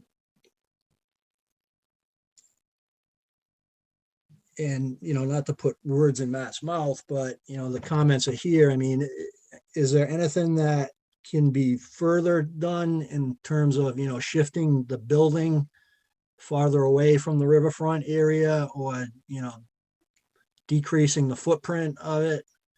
Are you done? Yep, go ahead. Well, I'm sorry, rude. I thought we had discussed that in detail some time ago. The building is going to have some noise associated with it, and a lot of it's going to be inside, but doors will be open. And it was our intention to shield it from abutters to the south. There are some residences along Laurel Canyon Drive to the north, well, actually to the west, and along North Mill Street, which is to the southwest of the building. They sit up well above. Yeah, okay, so you can see that. Some houses on the left side of Laurel Canyon, and there are some houses there. Yeah, there they are. And we wanted to have a lot of space and drop it down into that lower field area for the noise component of this, because that's where they will be using backhoes and they will be using cranes in the building, and we wanted to keep it as quiet as possible, as low on the site as possible. We actually had two buildings in that area prior to this single building. We had broken it into all environmental and training. We've consolidated that into one single building in that area. Go to the northwest side of the little driveway in that area that you can see some trailer impact, little pads for, over to the north. Yeah, right in that area. There's a wetland behind that, and to the northeast of that. So really that field, having been disturbed, was our choice to put this in. We do have a leaching field just behind this crane building, and chose to use these areas as being previously disturbed, all open and not cutting too many trees down. And I think that is a very important component to this overall plan, where they're building some buildings and expanding. Okay. Through the chair? Yes, Matt, go ahead. Yeah, so I guess just to maybe try and clarify my point and question, Tim, can you bring up the site plan again? Oh, there you go. So, my thought was that, based on sort of the vastness of the site and the open space on this site, it just seemed like there was potentially an alternative where the parking area and pavement that's within the riverfront area could potentially be moved. And I guess I was just looking for an alternative that showed that. I mean, I'm just thinking of, if you look at, as you kind of come in past where the existing parking is, and then that road comes around the side and then goes into the side of the building, over near where the leaching field is, I would look at that and say, is there some reason why that parking couldn't go off the edge of that access road that goes into the side of the building, basically between the access road, yeah, right where Kim is pointing? Why couldn't the parking spots go there? Again, just thinking about, the way the standards are for riverfront area is to really try to avoid and minimize impacts within the riverfront area. And I agree, it's an open mode field that has little value, but it certainly has more value, even if you were to leave it alone, than a paved parking lot. I think we can all agree to that.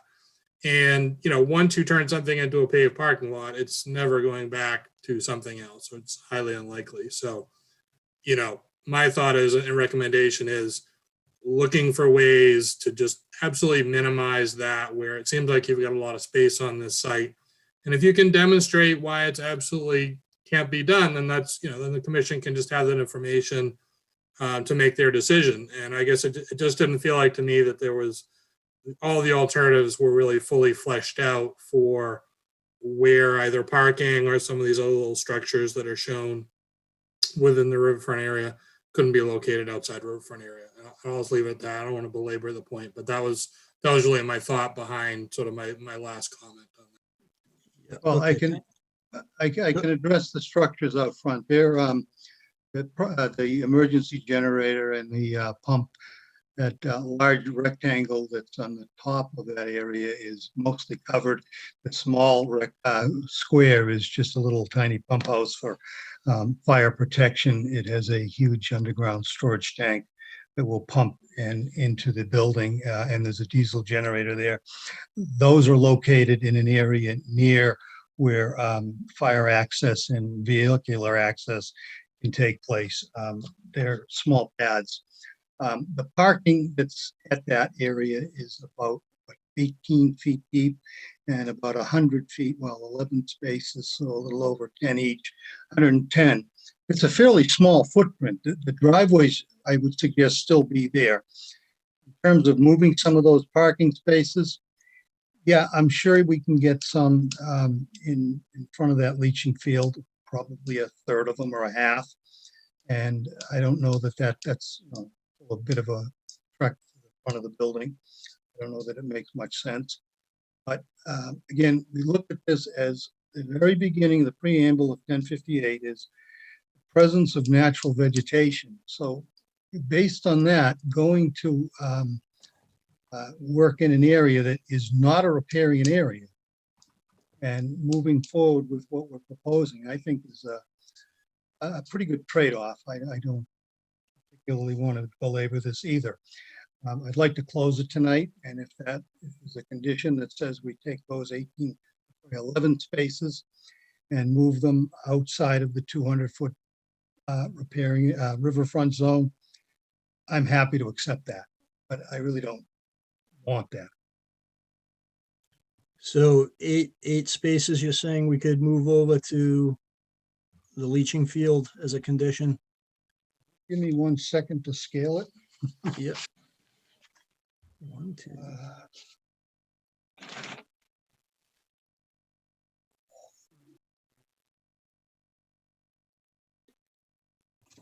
Actually, I think there may be as many as 9. 8 or 9, yeah, sure. So we could move Maybe leave 9 two over to the handicap leaching out front. field and then just leave the handicap spot over in that area. I would agree to that. Okay. All right, so Thank you. that, yep, and then that area that's where the spaces are now would be converted over to the wildflower Yes. mix, right? Yes, yes. Okay. Okay, Thank you. thank you. All right, let me open it up to comments, questions from commission members.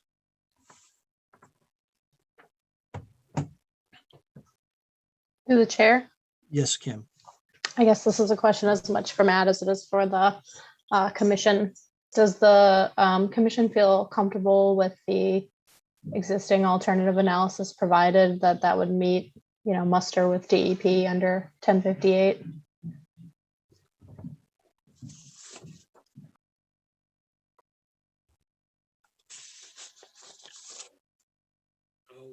I'll take a shot at that, Kim. I mean, I think if Mr. Connors is saying there's an alternative to move 8 or 9 of these spaces out of the riverfront area, and that becomes the preferred alternative, and presumably the other 2 spaces can't for whatever reason, then to me that's sufficient. Yeah, I think I would agree, Kim. I think, if we can move those 9 spots over to outside of the riverfront area, so it's just the one handicap spot. I think it's sufficient in my mind. It could be more detailed, but I think it's okay the way it is. Through the chair, this is Ed. Yes, Ed. Based on my last comment, what about the possibility of permeable pavement? we're infiltrating all sorts of water in this area. We're underlain by a gravel outwash in the entire site.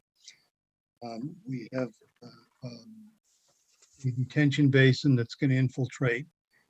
It's actually an infiltration basin, and we can control our water through the catching of all that into that infiltration basin.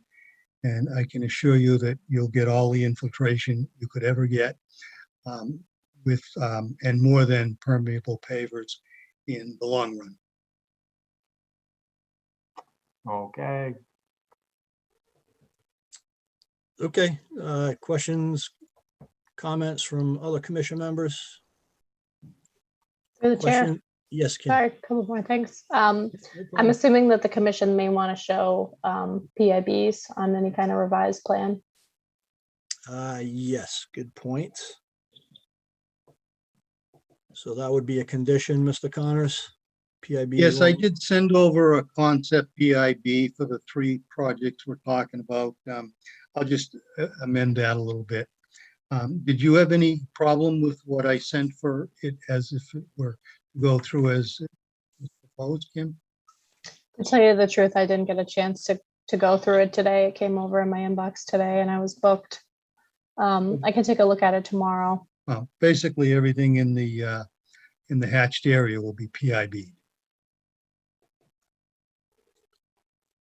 Okay, and then, so there are a couple on the stormwater peer review. I saw your correspondence dated July 21st, Mr. Connors responding to their comments. So they recommended an agent of the town observe the excavation of the infiltration systems. That's an agreeable condition. Yeah, I just want to be clear that the excavation will take place at final commissioning. They'll be used as stormwater catchment basins during construction under NPDES. So I want that condition to be basically before we finally commission it. Does that make sense?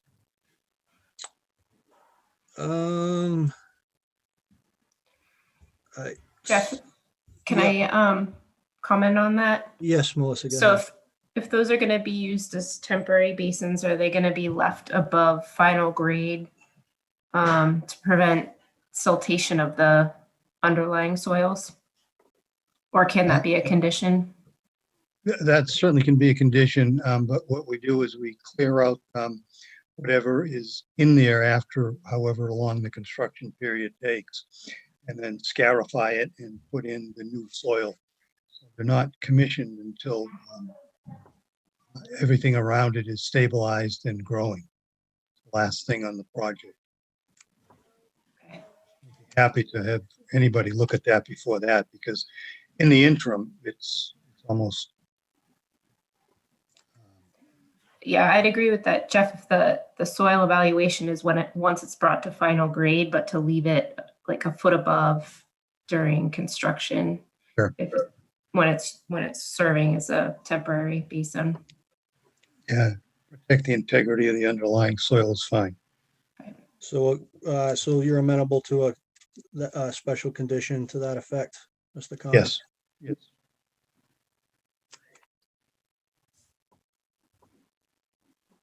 Okay. Okay, and then the SWIP I saw that the SWIP was an agreeable condition in the O&M plan with and I saw that you had provided the manufacturer's information on the storm scepters, I think there were. Yes. Yeah, okay. Okay, so I think the 3 special conditions, actually 4. So the 9 parking spaces, I think those are east of the proposed building, will be relocated to south of the building or southwest near the detention basins, right? Or excuse me, the infiltration. No, it would be near the leaching fields. The leaching fields, I'm sorry, excuse me. Okay. leaching fields. The one. Through the chair? Yes, Matt. Yeah, so I think the key part of that is just that they be located outside of the riverfront area. Yep. Where they go is Good point. sort of irrelevant beyond that. Okay. Good clarification. The former location of those 9 spaces will be converted to will be rehabilitated to a wild flower mix, right? Yes. For the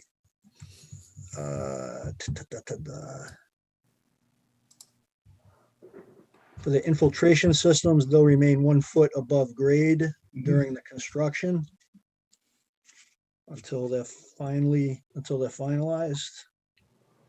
or the construction is finalized. And then the last is, obviously, we'll need a revised plan submitted that reflects these changes. That would be In a couple days. within a couple days, okay? Yes.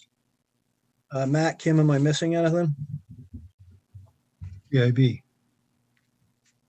Yeah, the soil evaluation in the Yep, basin.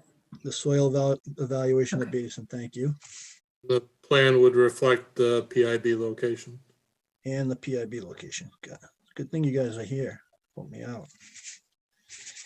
Late. Okay. All right, so I think we have everything captured at this point. Are there any questions or comments from the public before we vote? And I don't see any hands raised, but if you do, go ahead and speak up.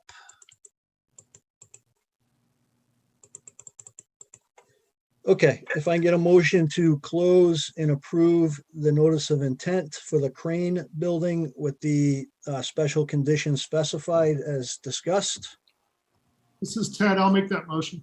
Okay, Ted, and a second, please. Second.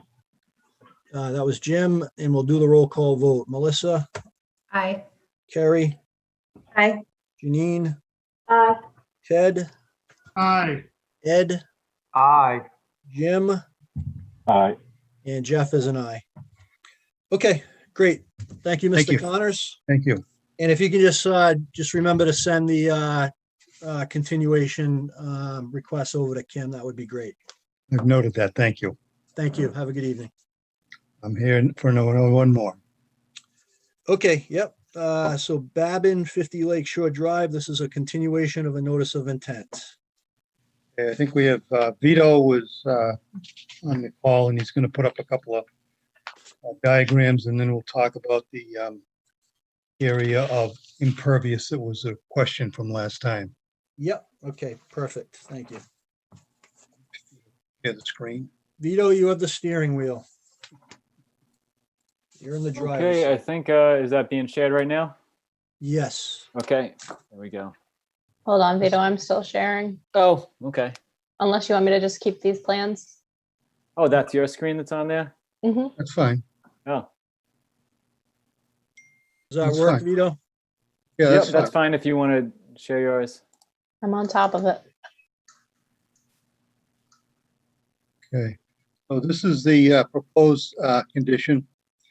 I'd like to point out that in this particular diagram, that the middle of the proposed dwelling, if you follow that little dashed line with the arrows going perpendicular to it, delineates the drainage basins. And that plus everything in the green to the right of that and the gray to the top of it is going into the 3 little chamber systems that are shown there. There's pervious pavement under that gray area proposed. So that particular area is all being infiltrated through the 100-year storm. And then the house, the other side of the house, the other side, the outside of the L, let's say, and the gray area to the lakefront area is all going to be going into infiltration basins that are shown there as those little rectangles. They take all that patio as well. The only thing that, and that takes care of it right up to the 10-year storm infiltration. And the stairs, you can see in the gray, there's a couple of areas of stairs, one to the north of the house, and yeah, there's one, the other one there, and then there's a little bit of set of stairs on the south end of the house along the back wall. Those and the hot tub area, the shed area, not the hot tub area, shed area, and the green below the gray is the only flow that goes towards the lake. That particular area is about the impervious area in the entire site, roofs and walkways, is 3,200 square feet roughly.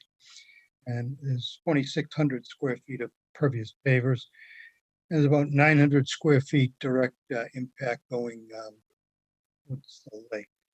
In the existing condition, there was about 2,000 square feet of impervious roads and walkways, and about 1,800 square feet of compacted gravel. That was uncontrolled runoff. So this particular site, there's a little bit more coverage, really has managed the infiltration into base flow well in excess of any of the regulations. I think that was the only issue that was outstanding. I think that's correct. Okay, that sounds good. Matt, Kim, did you have any additional comments? I think we've covered everything at this point. Chair? Yes, Matt. Yeah, I think just going back and looking at my original comments, so there was a waiver request for the work basically closest to the lake. And part of that waiver request process is an alternatives analysis. And I again, I just want to make sure the commission is satisfied that the applicant has demonstrated all the alternatives to warrant issuance of a waiver. I think so, Matt. I mean, we've been through a number of iterations on this. It's a single family home. It's a small lot. The applicant has been, agreeable and has worked with the commission on, making the necessary changes that have been requested. So I'm comfortable with it. But let me open it up to the other commission members for their questions or comments.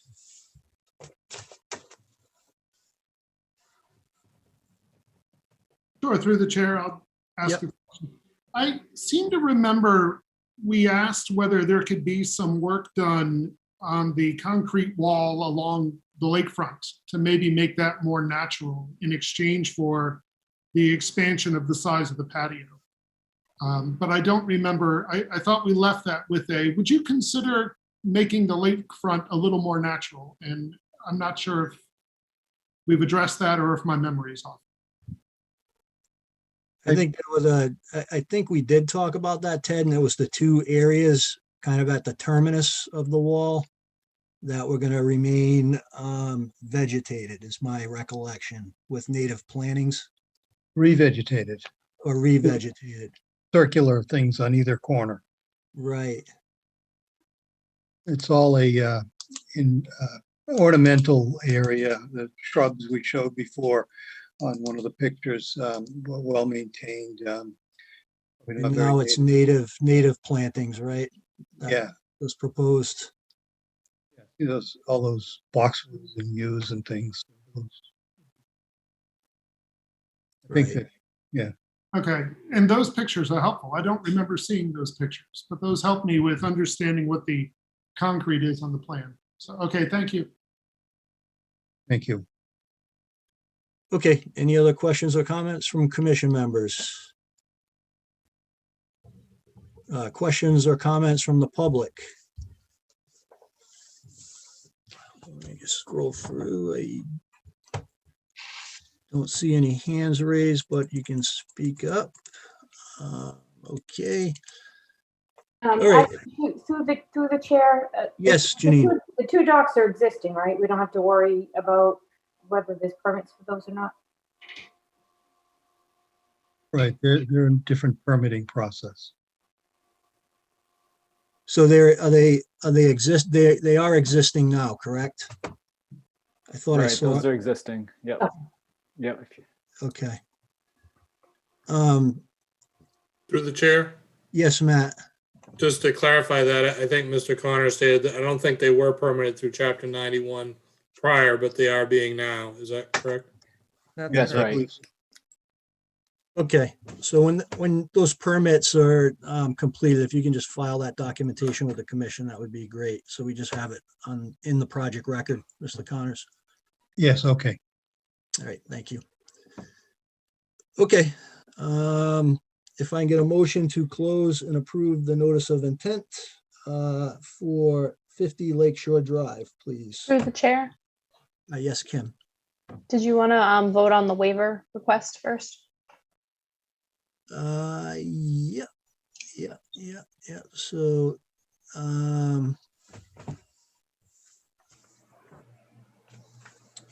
so if I can get a motion to approve the waiver request, I think is the proper phrasing of that, Kim, is that correct? Yep, it's a motion to approve the request for a waiver of the no disturbance zone. Thank you. Can I get that motion? I'll make that motion. All right, Ted, in a second, please. This is Ed, I'll make the second. All right, Ed, and we'll do the roll call. So Melissa, Aye. Carrie, Aye. Janine, Aye. Ted, Aye. Ed, Aye. Jim, Aye. and Jeff is an aye. And I can get a motion to close and approve the notice of intent. So moved. Jim, and a second. Second, Ted. Ed, and roll call. Melissa, Aye. Carrie, Aye. Janine, Aye. Ted, Aye. Ed, Aye. Jim, Aye. and Jeff is an aye. Okay, Mr. and Mrs. Babin, good luck with the project. Thank you for working with us. Thank you very much. Appreciate it. And have a good evening. Thank you for your Thank you. patience. Thanks, Okay. everybody. Yeah, thank you too. Thanks, Have a good night. All right, moving along, making good progress. Abbott Realty Trust, this is 25 parcels on Adam Street, Fitch Ave, and Myrtle Ave. It's a continuation of a notice of intent to construct a roadway for a subdivision. Good evening, Mr. Chair. Good evening, Mr. Costa. Thank you for entertaining our application again tonight. We were before you just a couple of weeks ago and had more or less, I think, wrapped up the review of the proposal, but there was an outstanding issue, specifically the location of the proposed conservation restriction. There was some discussion amongst commissioners. The plan that was proposed to you was somewhat different than what the commission decided it would prefer in terms of the area of that restriction. And although I advocated for for maybe closing the public hearing at that time, the commission expressed a preference that it would have the final plan with the correct restriction location on it before it did so. And so you can see here on the screen, we submitted the revised plan to you. I think we did so within a couple of days of that last meeting. And so you've had it for a week or a week and a half now. And I think that was the last outstanding item, but Rob Chirac is here with us tonight. And if the commission has questions, certainly we're happy to address them. Yep, I think and we appreciate you continuing it out to this meeting. Thank you for doing that. That was the remaining outstanding item, as I recall. So there were a couple of special conditions that we just wanted to run by you and the applicant to make sure you're agreeable. Sure. So one of those is depicted on this plan here, which is lots 42, 48, 49, 53, and that portion of Adam Street are under conservation restrictions. So that's been addressed. The second condition was the trench, drain, and berm system installed at 13 and 15 Blueberry Lane. And we'll reference the plan that was submitted to the commission that shows the trench details. I believe it was dated 5/10/21, but we'll just need to confirm that. We would request that those trench drains and berm systems be installed prior to the clearing of the site, so that once the site's cleared, if there's, surface water flow heading down gradient, it's not going to affect those down gradient properties. It'll be basically mitigated by those trench drains and berms that are in place. So, Mr. Chair, if I could ask about that question, and maybe Yep. this is where Rob Truax will need to interject, but my recollection, and I think it was a representation that Rob had made at your last meeting.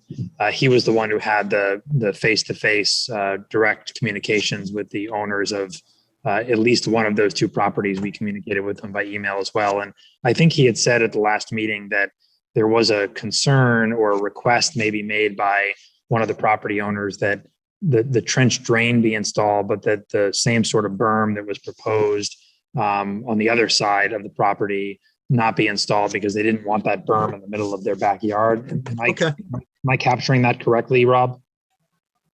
Yes, Adam, you are. Okay, that's fine. So this is really intended to, as we have previously discussed, protect those properties from, flows heading down onto their property. So if that's the, desire of the, a particular property owner, that's fine with the commission. Okay, thank you. Yep. Okay. The other special condition, which was a suggestion by Beta as part of their review, was that the new catch basins have required 4-foot deep sumps on the new catch basins that are installed. In that the final signed SWIP and O&M plans be provided to the commission. And then lastly, we had talked about this at our last meeting, Mr. Casa. This was related to lots 47, 52, and 54. And the wording that we came up with regard to the development of those lots is for the condition is as follows. So disturbance within the 0 to 50-foot resource area buffer zone related to lots 47, 52, and 54. Then we have a parenthetical that references the plan proposed by Elmwood Farms 3, Hopkinton, Mass, dated, and I don't have the specific date here in front of me, but it's this one here that's in front of us. I believe is the appropriate plan. That'll be the end of the parenthetical. And then it'll continue, shall be at the discretion of the Conservation Commission and shall contemplate cumulative impacts to resource areas related to the overall subdivision development and construction. Does that sound reasonable to you? I don't have any objection. Rob, do you have any comment on any of that? No, I think that's fine. So basically, for those 3 lots, we had talked about putting those on the conservation restriction. Yep. There was, because of the settlement agreement that was in place, there was a little bit of, you weren't comfortable with doing that. So this was kind of the alternative we came up with, that any future development proposed on those 3 lots would have to come before the commission as a filing, essentially, and they would be evaluated on a lot by lot basis. Understood. Okay. Yep. Yes. And that was I think that was the last special condition, Kim, Matt, does that sound correct? That we had talked about? Did you cover the catch basins? Yep. Okay. Then I think that's all I have. Okay. All right, so I'm good. Let me open it up to final questions, comments from commission members. Through the chair, this is Ed. Yes, Ed. As you know, I missed the last meeting. Adam Street between 47 and 43, is that going to just like go into those two lots, or what's going to happen to it? Would you like me to address that, Mr. Chairman? Yes, Mr. Costa. So at present, we're not quite certain. We obviously want to provide ourselves with, the greatest flexibility as we continue to build out the subdivision. Any sort of a restructuring of lot lines would likely require some approval of the planning board. We have some flexibility under the subdivision control law to adjust lines and frontages without a discretionary approval. But we just wanted to provide the greatest flexibility now with respect to the development of lot 43 and, potentially any future development of lot 47, although none is contemplated right now, to potentially use all or a portion of what remains of Adams Street, not subject to the conservation restriction. So to answer your question directly, yes, I do suspect that at some point in the future, we're going to have to deal with, what happens with that sliver of former roadway, whether it gets merged with 43 or 47 or split amongst them. We haven't quite decided that yet. Okay, thank you. Sure. Other comments from commission members? Comments or questions from the public? I have just a couple of things. Alex Scott from 15 Blueberry Lane.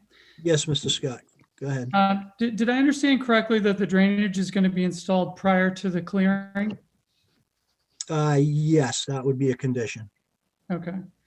And then the other thing was that the trust will be paying for the work on the lots like 15 and 13 that are on our properties. Mr. Costa, can you address that? I'm not sure how it's being paid for. Is that through the trust or?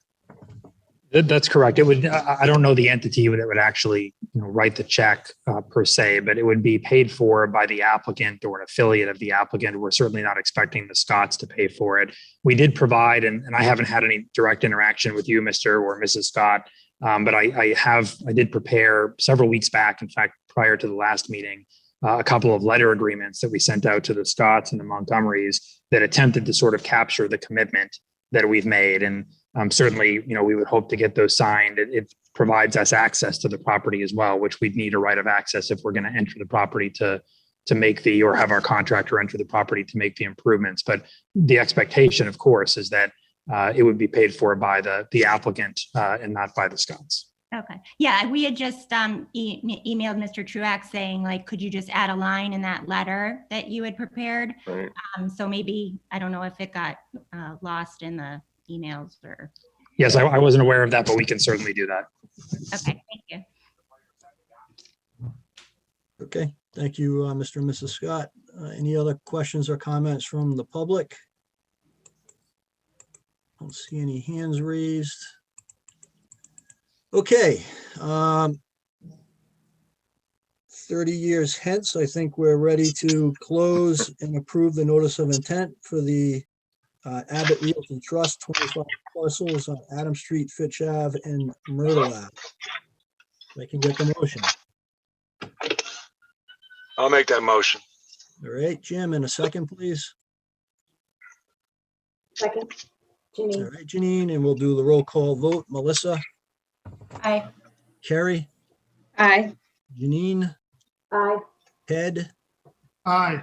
Ed, Aye. and Jim, Aye. and Jeff is an aye. All right, well, Mr. Costa and Mr. Truax, I just want to thank both of you and the applicant for really stepping up, particularly with this, meeting the current stormwater standards. We appreciate it. The town appreciates it. I'm sure the residents of the existing homes and the new homes will appreciate it. But it's, and putting those 4 lots into conservation restriction with Adam Street. So we just want to thank you for your cooperation and patience in working with us. Thank you. Sure. Thank you for your time dedicated to this application. We appreciate it. Okay. Have a good evening. Thank you, everyone. Good night. You're welcome. Bye. All right. Back to the work session items. I think we are at 42 Greenwood Road, Mr. Singh. This is a Yes, sir, discussion I'm here. of a potential violation. Okay, good evening, Mr. Singh. And just for the record, I just want to state that I have performed work for Mr. Singh in the past, but that shouldn't impair my ability to be unbiased on the filing. So. Mr. Singh, do you want to just give us an update or a status update as to where we're at? Yes, yes. So we performed some site activity last year. The Conservation Commission Administrator and Don McAdams came to our site last year and suggested that we make improvements, stabilize the region. So what we've done is we have planted grass and now I believe from the last, you can see the pictures so it's pretty stable now. And the reason for doing this work was we wanted to put a tennis court here in this area. And I would like the commission's permission to submit a notice of intent. And the second thing we want to do is I want to put a small shed, 10 by 12, about 60 feet from this area where there is some potential wetland. And so those are the two requests I have. And then our neighbors, which is Halt, they are also, the two board members are here at the meeting, and they've kindly agreed to, actually they've been very generous throughout this process. They've agreed to give us an easement, and they want to discuss that as well. Okay. All right. Thank you. So it does look like the site is stabilized at this point. Matt, Kim, did you want to just briefly comment on that? Yeah, I'm happy to comment, and Kim, just jump in if as needed. So just to kind of remind everybody, Dawn and I had visited the site last fall, late in the growing season, to inspect the site to see if there was any violations, wetland fill, things like that.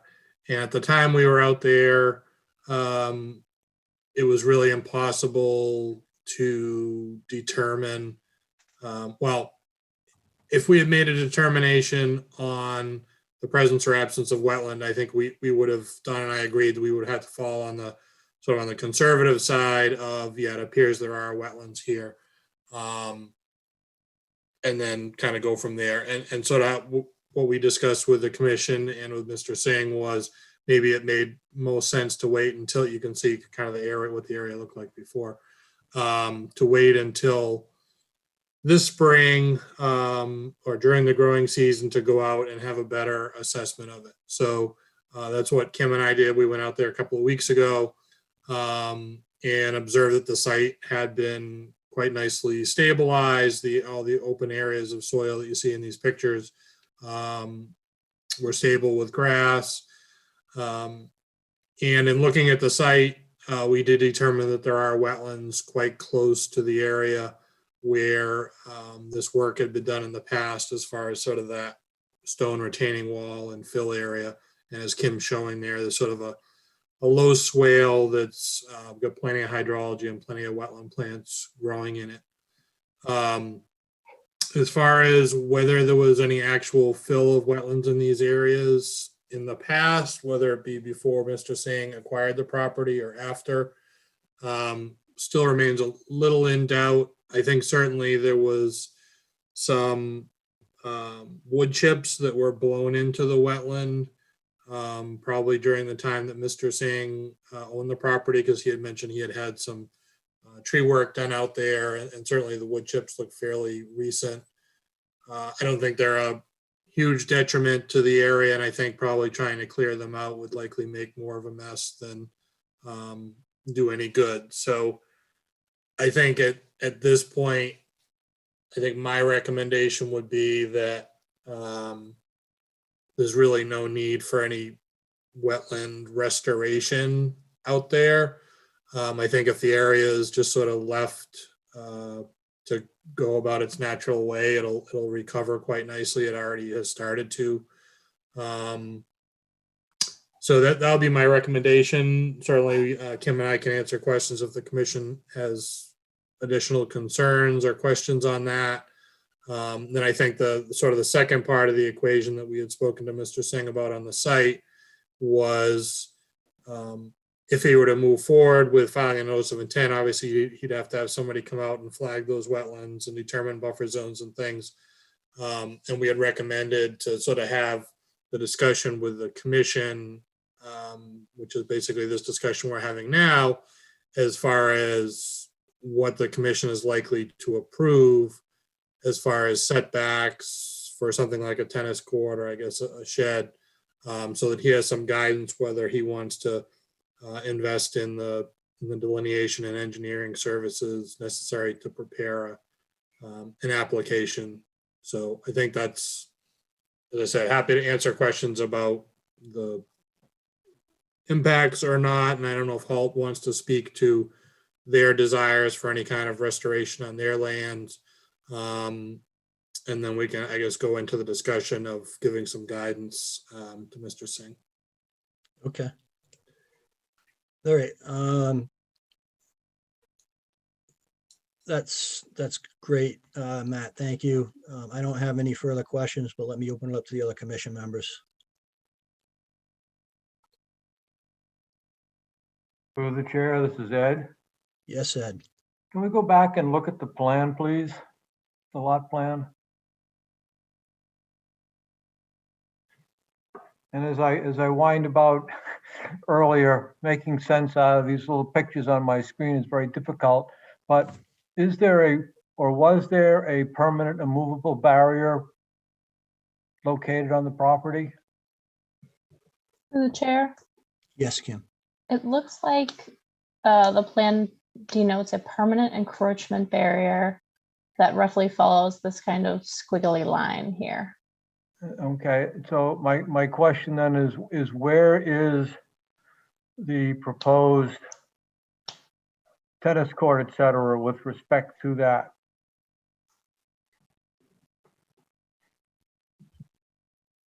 Probably approximately in this area where my cursor is. It's hard to get a foundation for exactly where you're at out there, just because it has been altered over the years. I do want to point out that this is a plan from 1998. And I think there's a subsequent building plan that shows kind of a patio and pool area that was installed. So just with the caveat that this plan is certainly outdated at this point. But it gives it a good foundation of the originally approved wetland areas and buffer zones.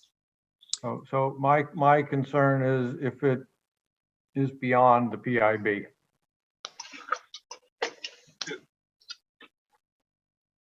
Certainly looks like it probably is. Jeff, Yes, Jim. through you, Mr. Chairman, I'm driving now, so I'm having a hard time looking at this, but is one of the plans that you referred to, Kim, is it an as-built or is there no as-built of the house and appurtenances? Do we have that as a baseline? So currently I'm showing what's labeled as a site plan revised through 1998. This is an as-built plan that we have on file. Okay. I believe this one is also from this one is 2002. And it's showing two small areas of wetlands that kind of clip the northeast corner of the property. This plan does not include the commission's buffer zones or the PIBs. And just to add to that, that in there was a wall built and many other things were built beyond that PIB line that you see in the original plan. and that was done through permitting process with the town by the previous owners. So I'm not completely familiar how that was done, but there's been construction done after that. Yeah, I think that construction wasn't permitted through the commission, Mr. Singh. That was just, my recollection is that, the work was done, but it was never properly permitted through the commission. Is that correct, Kim? I mean, we don't have anything else on file for this property, right? Yep. So this is the other plan that we have on file. As you can see, it's from roughly 2013, and it was actually came out of our building department files. And it's showing a deck and some of the hardscaping in the back of the property.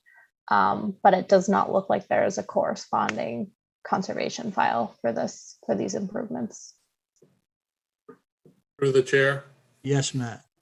Yeah, the plan that's in front of you now shows sort of this hardscaping, but there's significant, fill that whole area that I think Mr. Singh would now want to have turned into the tennis court. Yeah, basically the stone retaining wall and everything is well beyond all that hardscape. And presumably none of that was ever permitted, and the vast majority of that is beyond that original PIB. So we really don't have a good existing conditions plan for this site, other than I think we can infer from looking at the older plans that did show a PIB that there's already been significant work beyond that PIB. Right. And the PIB, Mr. Singh, just so you know, is, it's typically, an area of the site beyond which the commission doesn't allow any further development in perpetuity. So it's called a permanent immovable barrier. So it basically marks out, beyond this PIB, no future work in perpetuity can occur at a particular site. So to kind of give you guidance on the tennis court, my sense is you can certainly submit an NOI to put the tennis court in. But, I don't think that it would be approved by the commission. I can't speak for the other commission members, but this commission has never allowed any work beyond a PIB. That's been requested or before us, so we would be breaking precedent, if we did allow it. And the commission tends to take, precedent very seriously when we're contemplating applications. So just to throw that out there to you, you can submit it, but I don't think it would get approved, is my guess. And would there be any reason to see whether that PIB was in the as-built plan, even though since we don't have it's showing on the as-built plan? Yeah, it's not shown on the as-built, but it is depicted on the the site plan that looks like it was put together before the project was developed, but submitted to the commission, which does show a PIB. And again, this is from 1998. I think Kim had specified. So, none of us were on the commission back then, so we can't really speak to, what the thinking was when this was, approved, and why an appropriate as-built was never provided. We can only really kind of, we just have to kind of speculate as to what the, what the commission at that time was allowing. Through the chair. Yes, Ted. I think everyone has said what needs to be said about the tennis court, and I agree. I can't see a way that I would approve a tennis court But if Kim can show that aerial photograph, please. Again.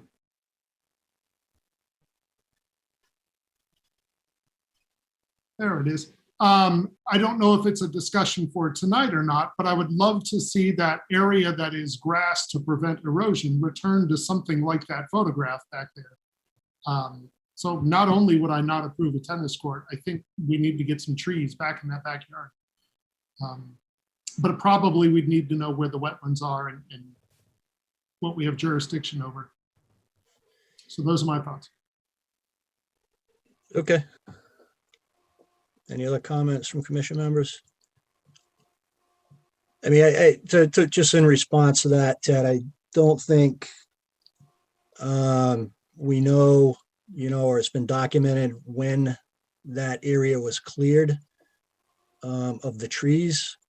So my sense is, this just be allowed to kind of grow into a meadow type area. Maybe, it's mowed once or twice a year. Okay, maybe I misunderstood. I thought Mr. Singh had cleared those trees as part of his plan to put a tennis court in. And that's why the wood chips were back there.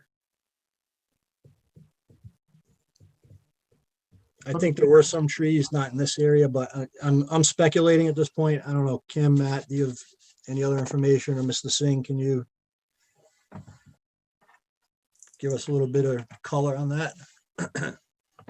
Yes, so we had removed some trees from the perimeter. There weren't any trees in the middle, but on the perimeter. Okay. So, Mr. Singh, did it kind of look like the aerial photograph, or were there fewer trees than in the aerial photograph? There were fewer trees than what you see in the photograph. Okay. All right, Mr. Gasser, I think I saw you on the call. Did you have any comments or questions? Yes, I don't know if what I'm asking now is moot or not, but the issue that, if you look at that, if you get that first photo up there, the white line is the property line between Halt and Mr. Singh's property. Mm-hmm. And by the way, Conservation Commission has a conservation restriction on the Halt property. So you have a say in what is allowed and what isn't allowed on the Halt property. What we were proposing to do, assuming Mr. Singh was going to go ahead with the plan, was to let him keep this triangle of, look, this gravelly triangle next to the retaining wall. Mm-hmm. Because trying to scrape that off and do something with the slope might damage the wall, and it's really of no interest to Halt to keep that little piece. So we wanted to give him an easement to be able to use this triangle. It's about 450 square feet of land as he wants, basically, well, as the way it is right now. So we wrote up this easement to do that. If you look at the next picture, there's another view of it. You can see that it goes around the retaining wall. So it makes sense to continue to keep it around. And then in the next photo, you could see that easement triangle. Mm-hmm. So we don't want to go ahead with this easement unless it makes sense. If the commission is going to say something that might change the terms of this easement, it might make this moot. We don't want to do it. So we're asking whether we should go ahead with this or not. I would like to request that if we could treat the easement independent of the project, and at least if the commission would grant that request, and then we could revisit the project, and I'll work with the commission on that. And that would be fine with us if you're willing to do that. So the question to the commission is it reasonable to keep that easement area the way it is that you saw in those photos, given its conservation restricted land, and given the previous condition of that land, we don't know what it was. It could have been like that, similar to that, devoid of trees, gravel. I don't know. I don't know what it was before Mr. Singh acquired it. There was obviously something there because the retaining wall had to be built with heavy equipment, I would assume. Right. So it was probably already disturbed in some way. Yep. Yeah, I mean, I'm okay with granting that easement for that corner there, but let me open up to the other commission members to see if there's anyone who's opposed to it. Jeff, this is Jim. I'm not necessarily opposed, but it seems if the purpose of the easement is to allow him to do, some development, if you will, then it seems moot right now until he knows whether he's going to be doing anything or not. Yeah. Sorry, just to add, it's because there's very little room to go around the property. The easement actually gives us some space to go around the property, even if we were not to do anything. Yeah, okay, I see that. All right. I could see it being needed if that is going to be mowed as a meadow or maintained in some way back there, or they ever need to maintain their retaining wall. You might need that easement, regardless of whether something's developed back there. Yep. Through the chair? Yes, Matt. I guess I would just caution the commission that, and I think this is a rather unfortunate circumstance because I think Mr. Singh, someone inherited these problems from the previous owner who may have done some things they shouldn't have. I guess I would just caution the commission that providing an easement to a private landowner onto essentially public property because that private landowner, either currently or previous owner, sort of painted themselves into a corner strikes me as a bit of a dangerous precedent, because you're saying, okay, well, if you build your great big beautiful retaining wall right to the edge of your property and don't think about how you're going to get down to the back of the property in the future, then we're going to let you use the public land to access that. And I just wouldn't want to see other people coming before the commission asking for the same relief in the future. But it's not actually public property. It's private halt property. It's just a conservation restricted piece of property. So I don't know if that meant. And then just to Maury, it's Halt owns the property. Yes. Okay. So I guess through the chair, I mean, without having to memorialize an easement, I guess is it really a problem if the homeowner goes back there with a lawnmower to maintain the property? It's not like we would say no. So I'm wondering, it's like, sure, he can access it with the lawnmower, but does that need to be memorialized as in the easement? Yeah. The reason for the easement is it's a gravelled piece of property. It's not conservation land anymore, really. Right. But along the lines of what Janine's kind of thinking is like, do we even need to put the easement? Can we just leave it as is, and Mr. Singh has access around to the backside of the property through there, even though Halt owns it. So it's not formally memorialized per se, but he basically, if we leave it as it is in its current condition, Mr. Singh could access the back of the property through that. The reason to memorialize it is Halt doesn't really like to have to worry about managing property like this that somebody else is using. They might be driving equipment through there.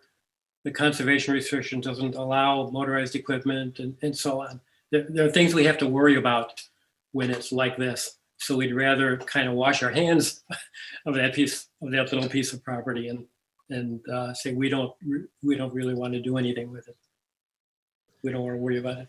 All right. Well, let rather than kind of making a quick decision tonight, let's kind of think on it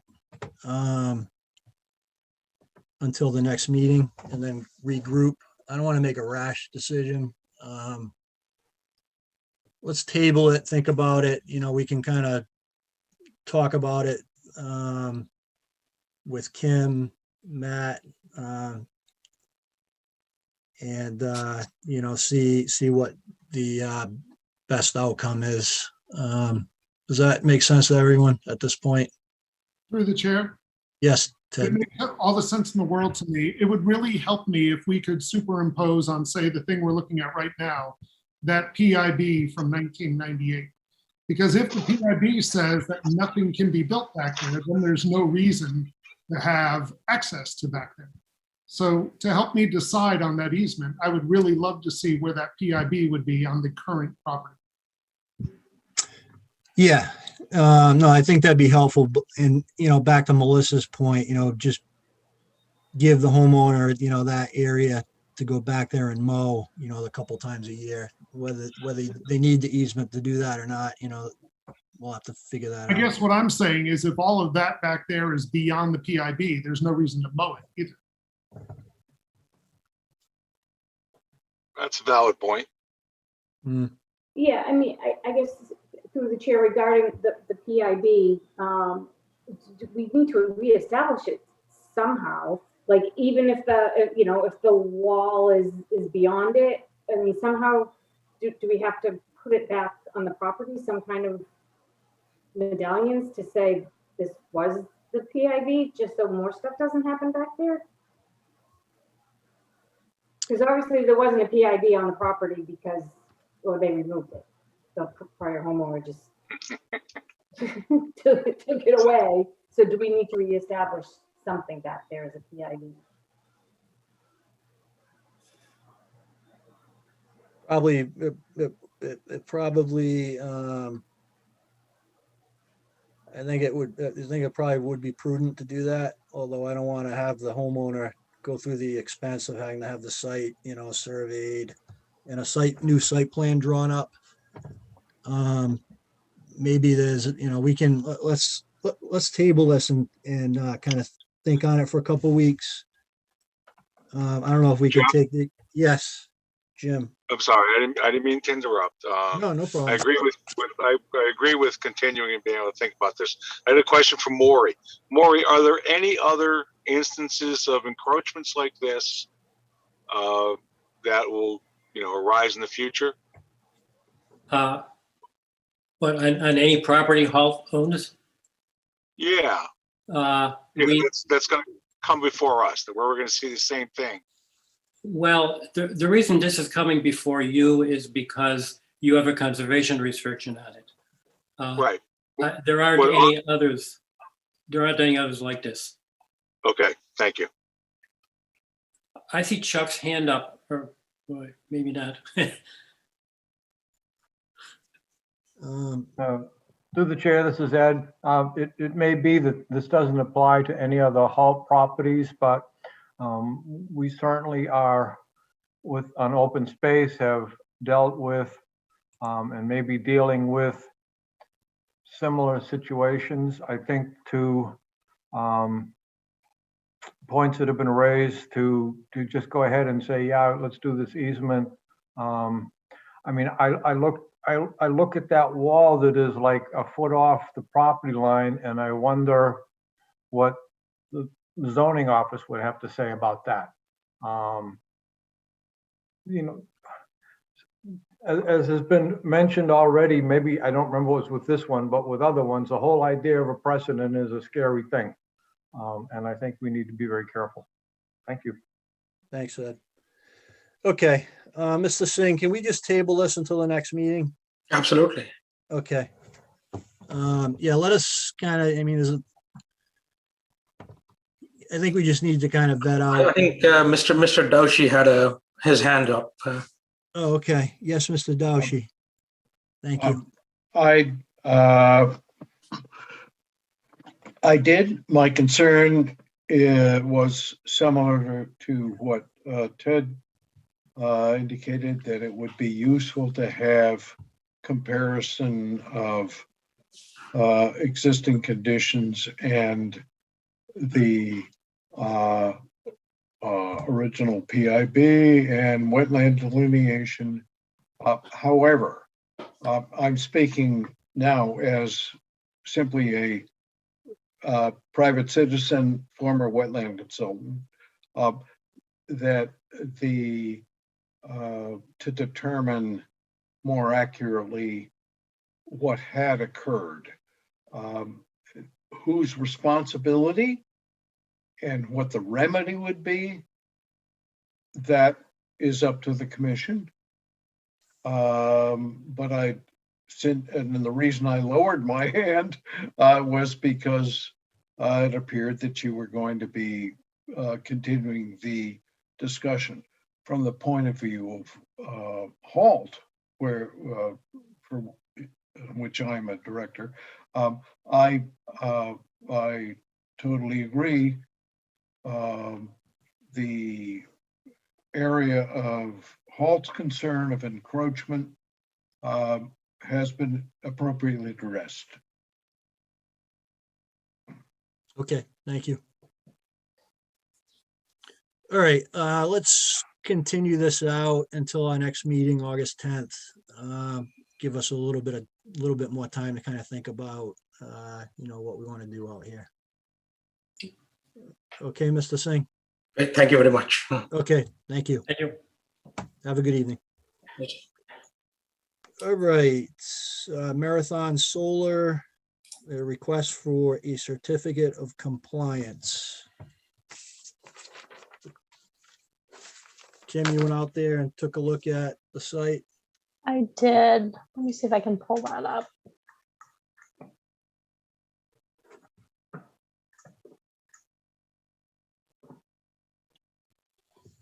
And did I forget to add it to the documents? I did. Hang on.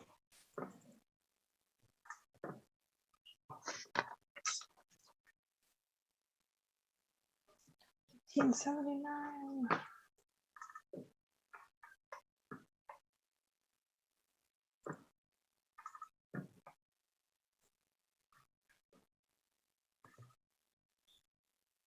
So they had submitted a request for a COC in June. That's June of 2015.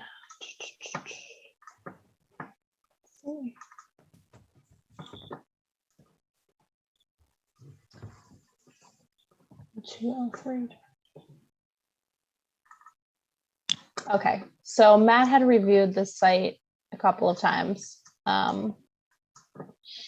And the last comment that Matt had submitted was February of 2021. Mm-hmm. And so I went out about last week and toured the site with the applicant's representative to try to address these last couple of items in Matt's comments.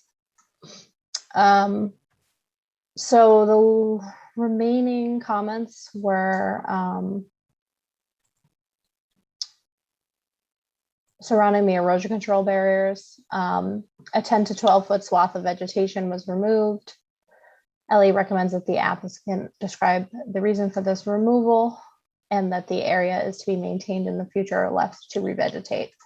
I was able to confirm that the area specified in the comment was left to revegetate at this point. The vegetation was probably up to my chin all around the arrays at this point. And that also addresses Matt's comment that the areas around the arrays should be mowed 2 to 3 times a year and should be below 12 inches. Says Ellie reiterates that these areas to be maintained with a minimum height of 12 inches, which I can confirm, because I just said it's being maintained right at about shoulder height at this point. Okay. So your recommendation, oh, sorry, go ahead. No. And then, yep. So I think that was it. Matt, did you have any other? Does anything else come to mind? Just a clarification on that 12-inch thing. I think that was like around the arrays inside the fenced area, not outside the fenced area. I think that was the intention, was that the grass around the arrays is not supposed to be kept, lower than 12 inches. I don't know if that if you can confirm that was the situation or not. Inside the array, but not underneath the array? Inside the fencing, basically around the arrays. Yes, I can confirm. That was probably about knee height in there. So my it was mostly to like tall grasses. So I would say it's less wildlife habitat, but still definitely being maintained to not as lawn, if that would suffice. So my recommendation on this one would be to issue the COC at this point. Thank you, Kim. If I can get a motion to issue the COC for Marathon Solar 67 East Main Street. So moved, Janine. Okay, Janine, in a second, please. Second, Ted. Ted, we'll do the roll call vote. Melissa, Aye. Carrie, Aye. Janine, Aye. Ted, Aye. Ed, Aye. Jim, Aye. and Jeff is an aye. Okay. All right. Aho 42 West Elm Street. This is a request for a certificate of compliance. And Matt, you had some comments on this?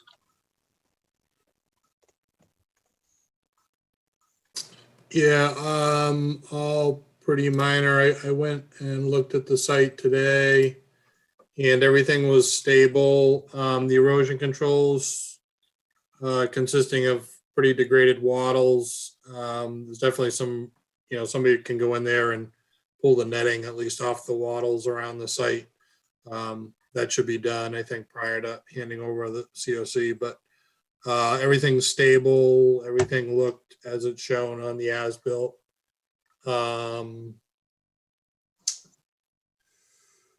Let's see.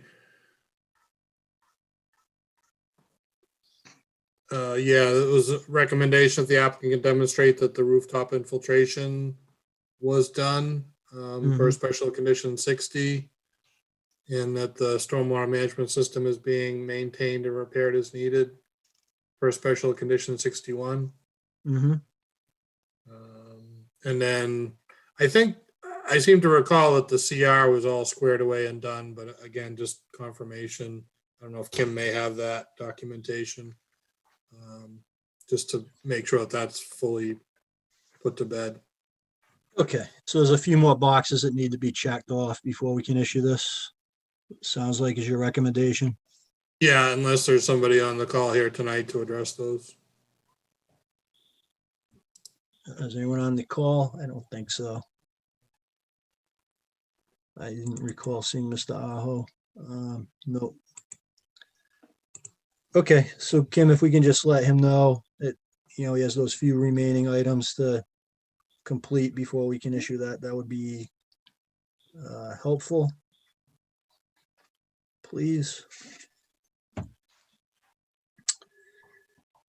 All right, FBC, this is Fox Hollow, a request for a minor modification. Yep. So we received requests for a minor mod and a request to extend the certificate of compliance for 5 Fox Hollow Road. Okay. Mr. Diaz, you're on the call. Do you want to Sure, I'd be glad to. give us a quick overview? Absolutely. For the record, Eric Dias, registered professional engineer with Strong Point Engineering Solutions here, representing FBC Fox Hollow tonight. Lots 10 and 11, sort of toward the end of the cul-de-sac on the left-hand side. What was originally approved under the order of conditions on these for a PIB was a fieldstone wall. Not a retaining wall, just a 2 to 3 foot tall fieldstone wall, which, as you know, is obviously intended to discourage the homeowners from mowing or going into the prohibited areas. The way the lots were graded, they have very steep slopes in the backyard, and that is as was approved on the plan. Those slopes, however, were armored. For stabilization purposes, the contractor did put some riprap, some heavy riprap down on those slopes to keep the slopes stable. So we're at a point where we're just about done with these lots, and the last thing to do is install the PIB. What the applicant reasoning would like to do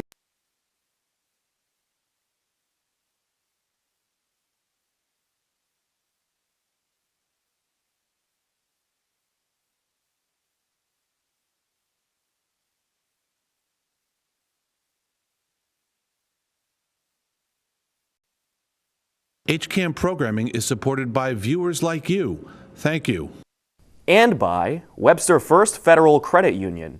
Webster First is a credit union, not a bank, which means that our focus is on our members, not shareholders. At Webster First, you're not just another customer, you're a member. And by Weston Nurseries, a destination for outdoor living needs, including acres of plants, gardening products, and design. Weston Nurseries, because life is better in the garden.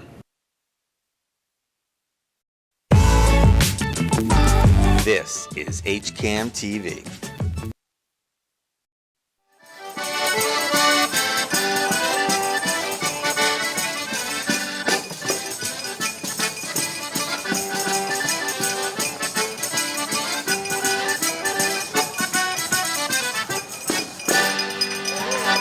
There. Okay. It's a local buffer zone only. It wasn't an area that was intended to be disturbed, which is the good news. The surface treatment was originally shown on the plan as to be lawned area, but again, for stabilization purposes, they did go through and they installed riprap in its place. Yeah, but it's not cool to switch from lawn to riprap, from vegetation to like this riprap. Oh, I think this died on me. That's all I'm asking. Okay. It's a pretty small area, it looks like, so I mean. Yeah, here, I'm just saying for future reference, I'm not really cool with that. Like, oh, we're just gonna like armor the whole slope when we approve, vegetated area. Because like the intent was that some stuff would come back, and I don't know if bugs and bunnies really like to climb up the rocks. Snakes do though, so. Well, I don't go to that site. Okay, any other questions from commission members? Jeff, this is Ed. We've just had a discussion about another piece of property in town where the PIB apparently disappeared. And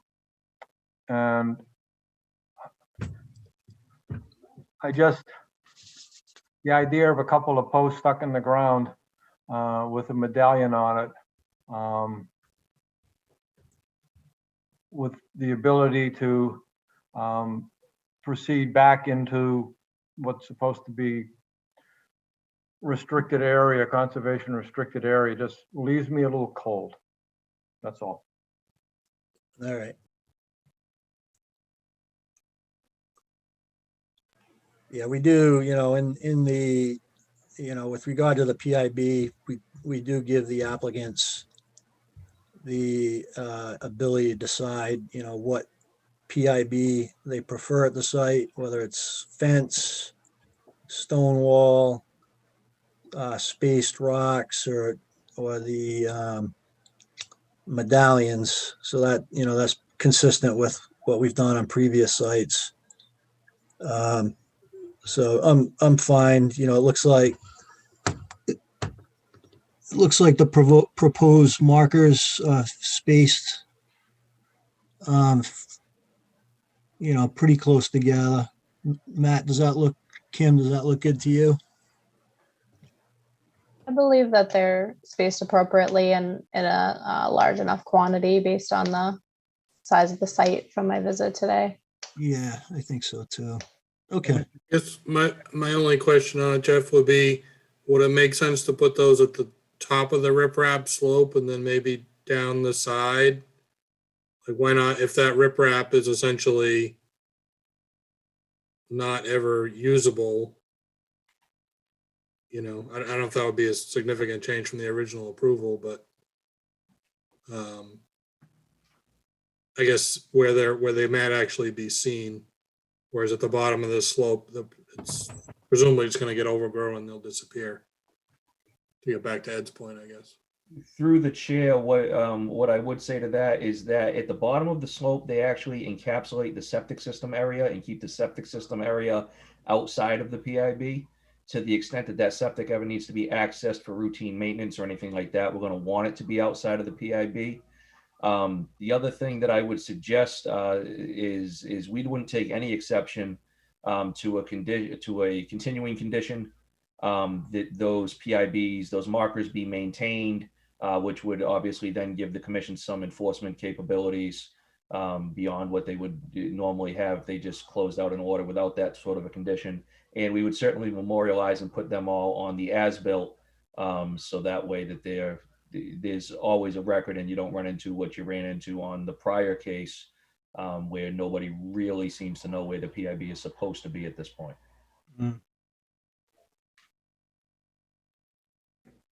Through the chair.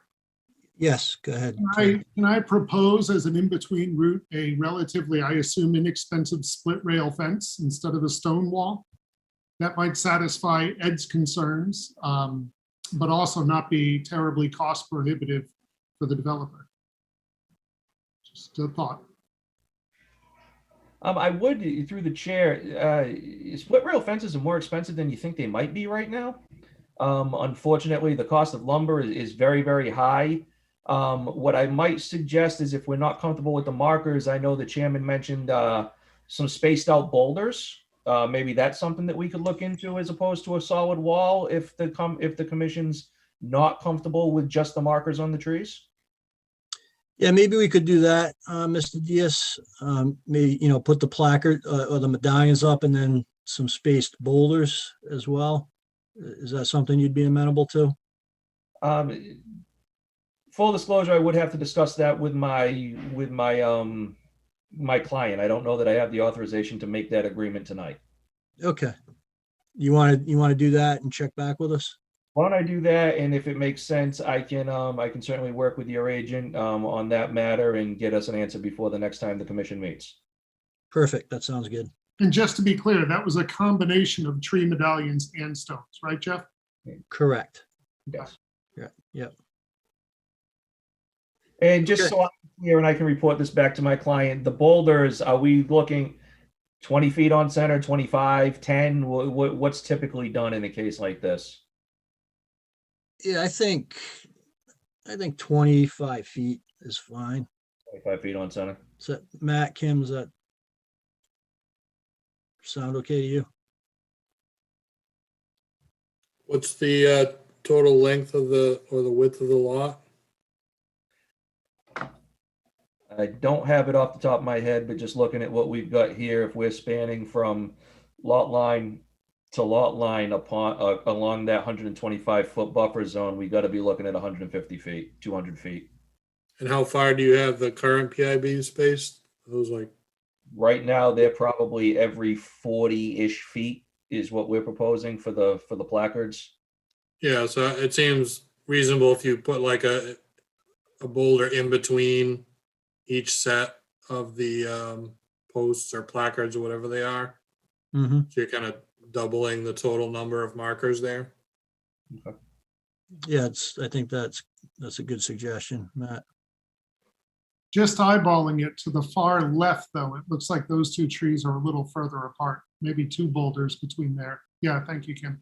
Sure. Yeah. But I'm only eyeballing, I'm not measuring or anything. And I'm eyeballing too. So, but I think I understand the intent, so I can report back to my client and get us an answer on what they're willing to do and take it from there. Okay. All right. And then, so the request for the extension permit for 5 Fox Hollow, that's a 3-year extension or 1 year?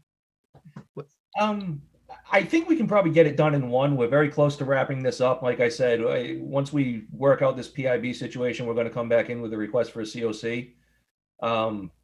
Maybe just to be safe, split the difference, call it 2 if we can. Okay. All right. If I can get a motion to issue the extension permit for 2 years for 5 Fox Hollow. I'll make that motion, Ted. And a second. Second. Ariel, second. All right, Jim and Melissa, Aye. Carrie, Aye. Janine, Aye. Ted, Aye. Ed, Aye. Jim, Aye. and I from me. Okay. 3 Fox Hollow, the minor modification, similar to 5. Exact same thing. Just the lot is a little bit more narrow. My concern on this lot is that if we do place boulders along where the PIB is going to go, those boulders are going to be placed right on top of the septic system. So I don't know that it's that might be a reason why it's not a favorable condition on both lots, just for consistency's sake, as I'm thinking about it in talking this out. Yeah, no, I think that is a valid concern. Through the chair? Yes, Matt, go ahead. That's the reserve of the system, though. That's not the active system. Is that right? No, the active system is on the upland side of the 100-foot buffer zone, which is where the cursor is right now. The reserve is actually on the wetland side of the 100-foot buffer line, which is where the cursor is now. So if we were to place the PIB right on top of, let's say, that 100-foot buffer zone, it would actually be right on top of one of the trenches of the septic system. Okay, so maybe you can put it, a boulder to the left there. So it's not directly in between. Okay. Then, over to the right, one on that side of it. Sure, I see what you're saying. And, you can confirm if that's okay with your client as well. I didn't see what in lot 10. Let me take this to them and see, what I can get out of them, and we'll go from there. Okay, great. Thank you. All right. Well, thank you all for your time. I appreciate it. Have a good evening. All right, Kim, any public forum requests? None. None? Through the chair, I have something quickly. Yes, go ahead, Ted. It's time for the planning board to repopulate the zoning advisory committee, and I would just like to offer myself, unless anyone wants it, to be the Conservation Commission rep on the zoning advisory committee. Okay. I'll second that. All you, dude. All right. So And I think that somebody, I don't know if it's Kim, I don't know, somebody's got to send a letter over to the planning board to let them know. okay, so let's just vote on that. Melissa, Aye. Carrie, Aye. Janine, Aye. Ed, Aye. Jim, Aye. and Jeff is an aye. Thanks, Ted. Yep, thank you, Ted, for doing that. And thank you, guys. Thanks, All Ted. right. Okay, all right. I think we're good for tonight. Thank you, everyone. If I can get a motion to adjourn the meeting. So moved. I'll make Yeah, and a second. second, but I have a comment when we're done, so don't anybody go away. All right. Melissa, Carrie, Aye. Janine, Aye. Ted, Aye. Ed, Aye. Jim, Aye. and I'm an aye. All right, Ed, what was your comment? Okay, so last week, Wednesday or Thursday in the dark of night, some loon biologists got out on Whitehall and managed to, I know they got one of the youngsters. I don't know if they got the other because I didn't hang around, and they weighed them and inspected them and detected them and banded them and put them back in the lake again. This is the second year in a row that we've had loons on Lake Whitehall, and they've had 2 chicks both years. And this is utterly phenomenal. And I never, ever, ever, ever expected it in my 40 years in this town to see loons on Whitehall. That's cool. It's very cool. You get to hear them at night? I've heard them. The first time I heard them this year, I thought I was hearing things because I'd heard that their nest got washed out and they had split. And then Tucker and I were taking a walk yesterday, the day before, and I heard them. It's, you know, we're up enough from the lake and there's trees and stuff in the way, so it's a little hard to hear them. Yeah, yeah, yeah. And it's going to be on Chronicle. Chronicle filmed the whole thing. Oh, okay. So cool. I All right, well, will, let us know when, if you hear when it's gonna be, on Chronicle, let us know. you bet. I tried to get HCAM to outrank Chronicle, but they don't seem to be terribly interested. All right. All right. Good night. Thanks, Ed. Good night, everyone. Thank you. Have a good evening. Night, And we're gonna get this to a boil, then we're gonna cover it and simmer for about 20 minutes. And then we'll see the result.